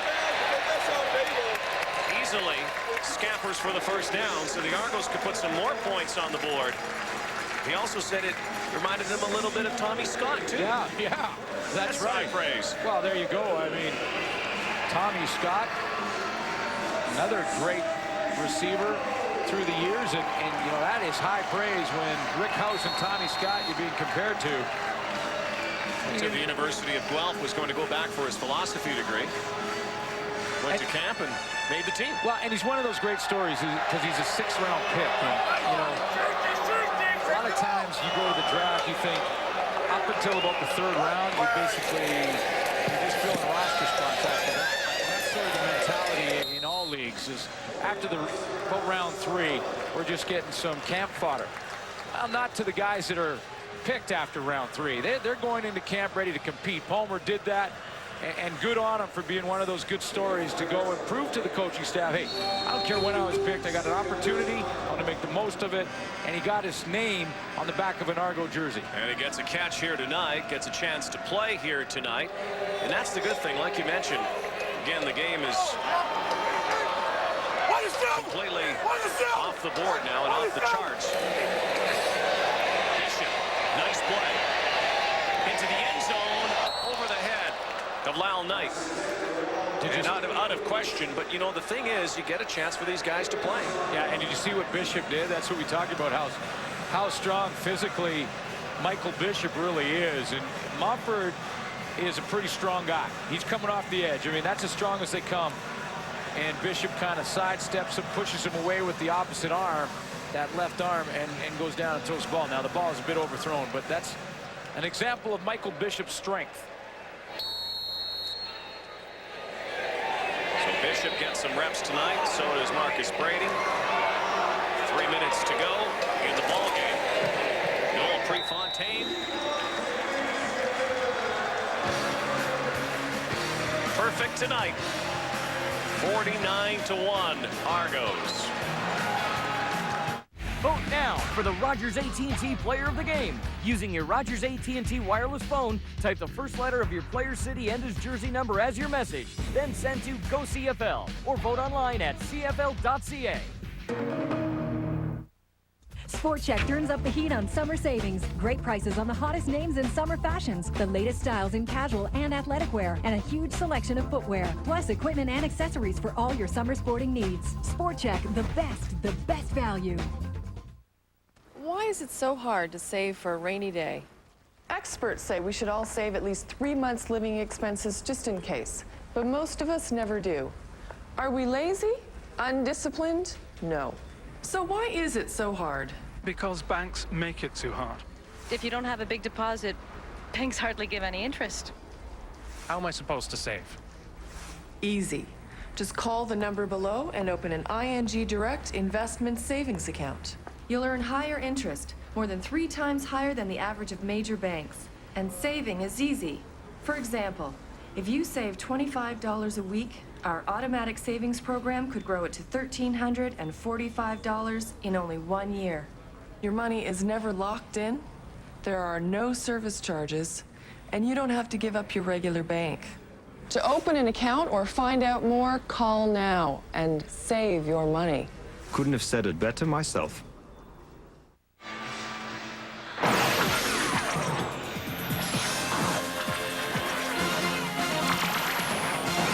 Sports Center coming up tonight. Dutchie and Onright, 11 o'clock Eastern. Dominic Hasek coming back out of retirement, back to the Red Wings.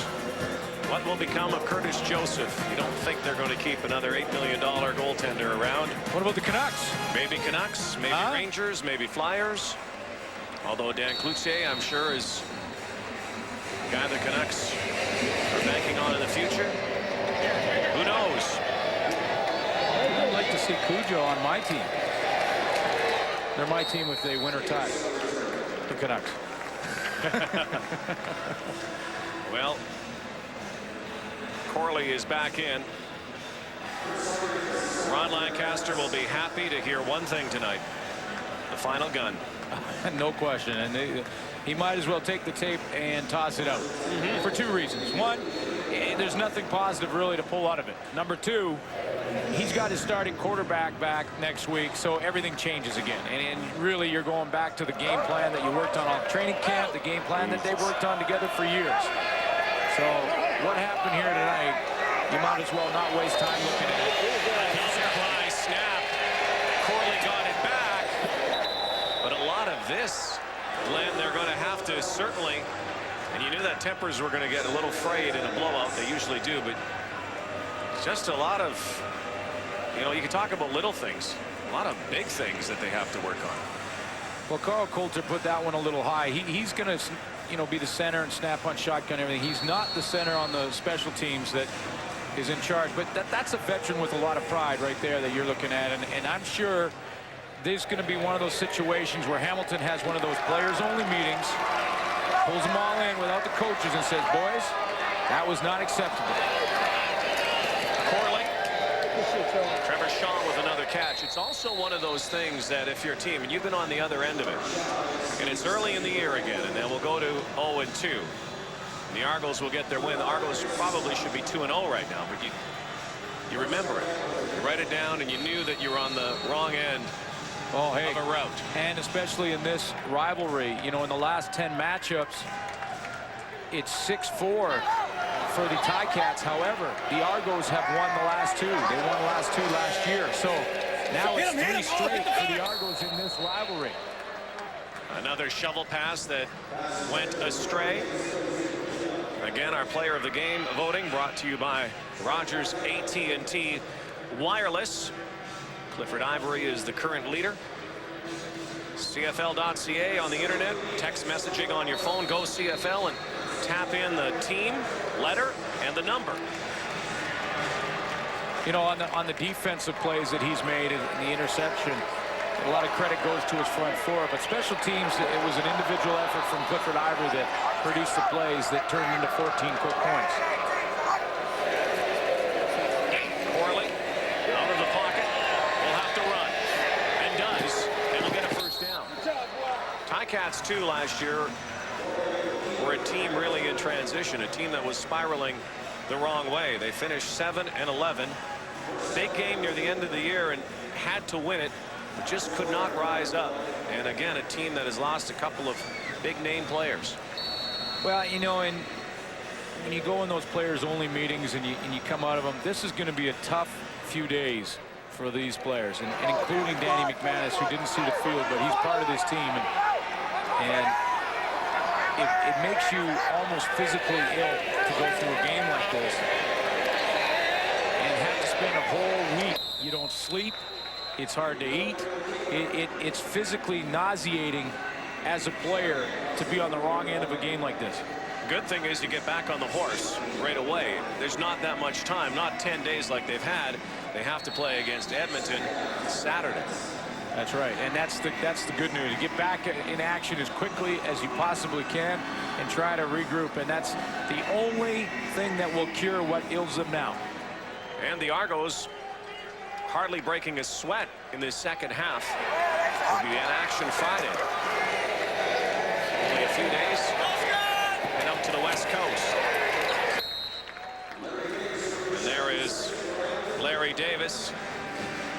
Argos with Damon Allen against Dave Dickinson and the BC Lions. Wendy's Friday Night Football, and all four of those guys, they'll stuff them in the cargo. Dave Randorf goes in the overhead bin. Send him out for Friday Night Football. Well, he fits into that area, right? He's and the lights have gone out at Skydome. And you know what? Probably they went out a long time ago. I tell you, Ron Lancaster likely ran up the stairs and said, "I've seen enough." Either that or Dave Randorf didn't like that shot. Anyway, the lights have gone out.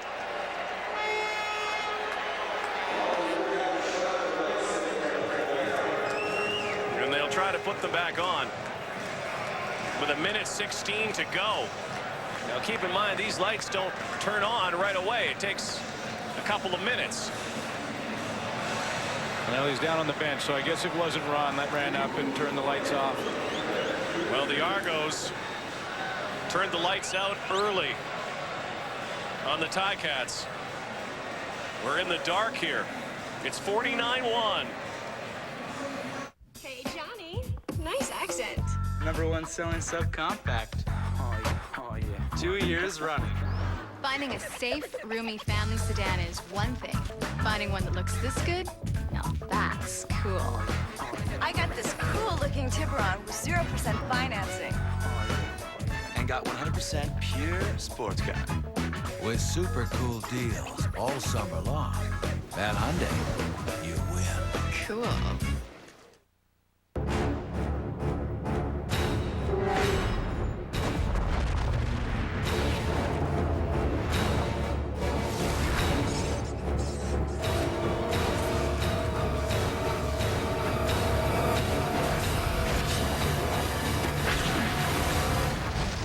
The machines, they're starting to take over. TX has corrupted my system. You must find a way to destroy her. She's a far more effective killing machine.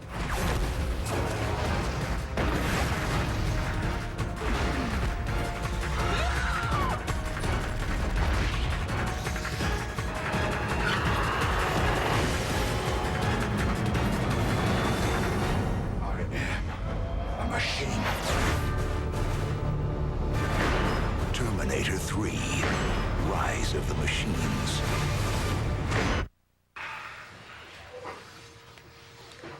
Gordie Howe. Bobby Orr. Gordie Howe. Bobby Orr. Gordie Howe. Bobby Orr. Gordie Howe. Bobby Orr. Gordie Howe. Bobby Orr. No way. Gordie Howe. Bobby Orr. Call 341-1234. Hey guys, meet the new guy. Hi, I'm Bob Holtkamp. Hey, help yourself to some snacks. Speaking of which, you know what would taste good about now? Yeah, a big, hot and juicy cheeseburger. With everything. I can almost taste it. Telling me, if there were a place to get a hamburger that good this late, I'd not only drive, I'd buy. Really? Wendy's classic hamburgers are made fresh, so they're always hot and juicy, so you can eat great even late. You must be the new guy. Yeah, thanks. Wendy's, it's better here.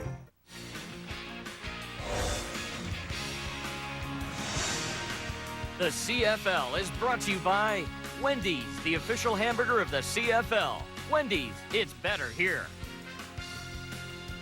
By Molson Canadian, I am Canadian. And by Rogers AT&T Wireless. Imagine getting more from your phone. Well, exactly what you don't want to have happen with 1:16 to go in a whitewash, 49-1. Lights are coming back on here. Pinball Clemens and the Argos will get victory number 1. What a strange night. It started early with that botched high snap, and it got progressively worse for the Hamilton Tiger Cats. Let's bring the guys in from the studio. Are the lights on there? Yeah, they're on here, and I have ordered the lights back on, but I do want a full retraction from Black and Suter. I've had just about enough of Suter, and it's only 2 weeks in. You know, you two mustache brothers there got a lot of nerve. I want to tell you, we only do it because we love you. I know, Yeah. I know. A lot of love here. A lot of love. I want to go to the game, though, and Chris Schultz, bring you in here. I don't want to put this all on Pete Gonzalez and the quarterbacking situation in Hamilton. They had protection breakdowns. Glenn, they had protection breakdowns in every area possible. I saw physical breakdowns. I saw blitz pickup breakdowns. Matt demonstrated one mental breakdown. I demonstrated another mental breakdown. I think their biggest issue right now is they really got to assess whether the front five and the inexperience of the fullback are going to be enough to keep Danny McManus, when he gets back, on his feet consistently and constantly. Now, Toronto has a good defense, but that defensive line, I don't consider the best in the CFL. They're going to play better defensive lines. Matty, how about Damon Allen tonight? That's 2 games in a row. I thought he looked pretty good. Not a surprise to me, as well as I know him, because I know he was going to be motivated this year. But once again, boy, this team, Toronto Argonauts, look so much better with him at the controls. Yeah, they really do. They just seem like, he brings poise to the offensive side of the football, and that carries over. And, when you're in a situation like this, there he is talking to, it looks like John Congemi on the sidelines. A situation where Damon has brought a whole lot of poise to this offensive attack, and people believe once again. Well, John Congemi's in the house here tonight, by the way. And the lights aren't officially on, but Ron Lancaster probably said, let's go. Let's do it. And, for safety reasons, you want to have it illuminated enough, and obviously for television reasons, if it looks a little dark, not all of the lights, I would say half of them are on, but there's only a minute to go. Jock, you had a chance to play with a great quarterback as well in Anthony Calvillo, and when I've been trying to describe to football fans the difference the whole team feels with a quarterback like that at the controls, and you can attest to it firsthand. Well, and I think that's exactly what's going on with Hamilton right now. It just affects your whole team's confidence. I mean, yes, you want to see an emerging star. You want to see the next Ricky Ray. But Pete Gonzalez is not a Ricky Ray, at least not yet. And that obviously is affecting the entire team's confidence, whereas Toronto right now is just strutting their stuff because they know they got Damon Allen at the helm. Well, maybe some moral victory here. They've got their deepest penetration into the Argo zone here tonight, finally into the red zone, maybe try to put some points onto the board. It's still an awful defeat, maybe one of the worst in Ron Lancaster's coaching career. But anybody, and I'm sure that everybody on that panel has been at the wrong end of one of these scores. Yeah. Fellas? That's why I figured that actually Ron Lancaster sent Rob Hitchcock on a little covert operation to pull the plugs out, hope the refs will declare a do-over. Here we go, second and goal. Corley. Some big games coming up tomorrow, and some exciting ones, guys. Your thoughts on the first one? Edmonton, Winnipeg.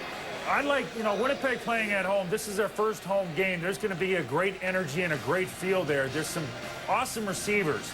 And when you look at early in the Canadian Football League, when you go into man coverage, the receivers are having success on the defensive back. So I think the battle is going to be the big play battle and keeping the quarterbacks upright. Whoever can keep their quarterback upright to find that moment to get it to their receiver is going to make some plays. Last chance to get a touchdown for the Cats, and they get one. Larry, make that Trevor Shaw the back of the end zone. Trevor Shaw the touchdown. They finally get on the board inside a minute to go. Trevor Shaw, leading receiver here tonight for the Cats. So David Corley finds him in the back of the end zone. Well, he gets something positive out of what was just a horrid game for the Hamilton Tiger Cats, and it is something that they can walk to the sideline. And hey, for David Corley, okay, he was playing against that real soft prevent defense from the Toronto Argonauts who've got this game wrapped up. But it doesn't matter. In the game that they put out there, Hamilton Tiger Cats, anything positive helps. By the way, wrestling fans, WWE Raw will be on its way to you as soon as this game concludes. From Buffalo tonight. This game going a little longer than usual, mostly because of the little power failure we had. Power failure certainly for the offense early on tonight for the Hamilton Tiger Cats. Now we got a couple of games. We still have the panel with us, Rod. And we got a couple of games tomorrow, but then Friday they make the road trip. You guys ready? You guys packed? Oh yeah. Did somebody help Schultz out packing? Oh, I don't need any help, Glenn. You know, I get there on my own. Okay. You guys arrive. We're going to be. They're taking a bus. Yeah. You guys know that, right? We're leaving later on tonight. Yeah, later tonight. Well, that'll be fun. And that should be fun watching Damon Allen come back to BC. It should, and the Lions are under the gun a bit there. They've got to get a win under their belt. Well, I'm looking forward to seeing how Dave Dickinson responds. I think he's too good a quarterback to let his team go 0-3. I think he's shown flashes of brilliance, and I think both teams are going to be really up for this one. And that's what I was going to say, and I agree with Jock that, you know, I think Dave Dickinson has looked pretty good at times, and a lot of times through that 0-2 start for the Lions. So an onside kick here, again, just to try to put some more points on the board, and guess who ends up with the football? They did a better job this time, didn't they? The Argos Smith. They've got their hands team sorted out. Of course, week one, it was an onside kick by the Riders that set up the winning touchdown. Well, Glenn, I can't figure out why they have a DB back there catching. Can you explain that to me? Hey, yeah, by the way, I heard that comment a couple of nights ago where DBs can't catch. You heard that, huh? Well, you know it's a fact. I mean, I've seen you catch a few, but you're the exception, Glenn. They take the good athletes, they put them on defense first. Whoever can't make it there goes over to offense and learns how to catch. Isn't that how it works? Something like that? That's not what I heard. Oh, okay. So final minute. Michael Bishop still in the ball game. Jeff Johnson gets the handoff as the Argos try to play this out. And again, maybe back to the panel.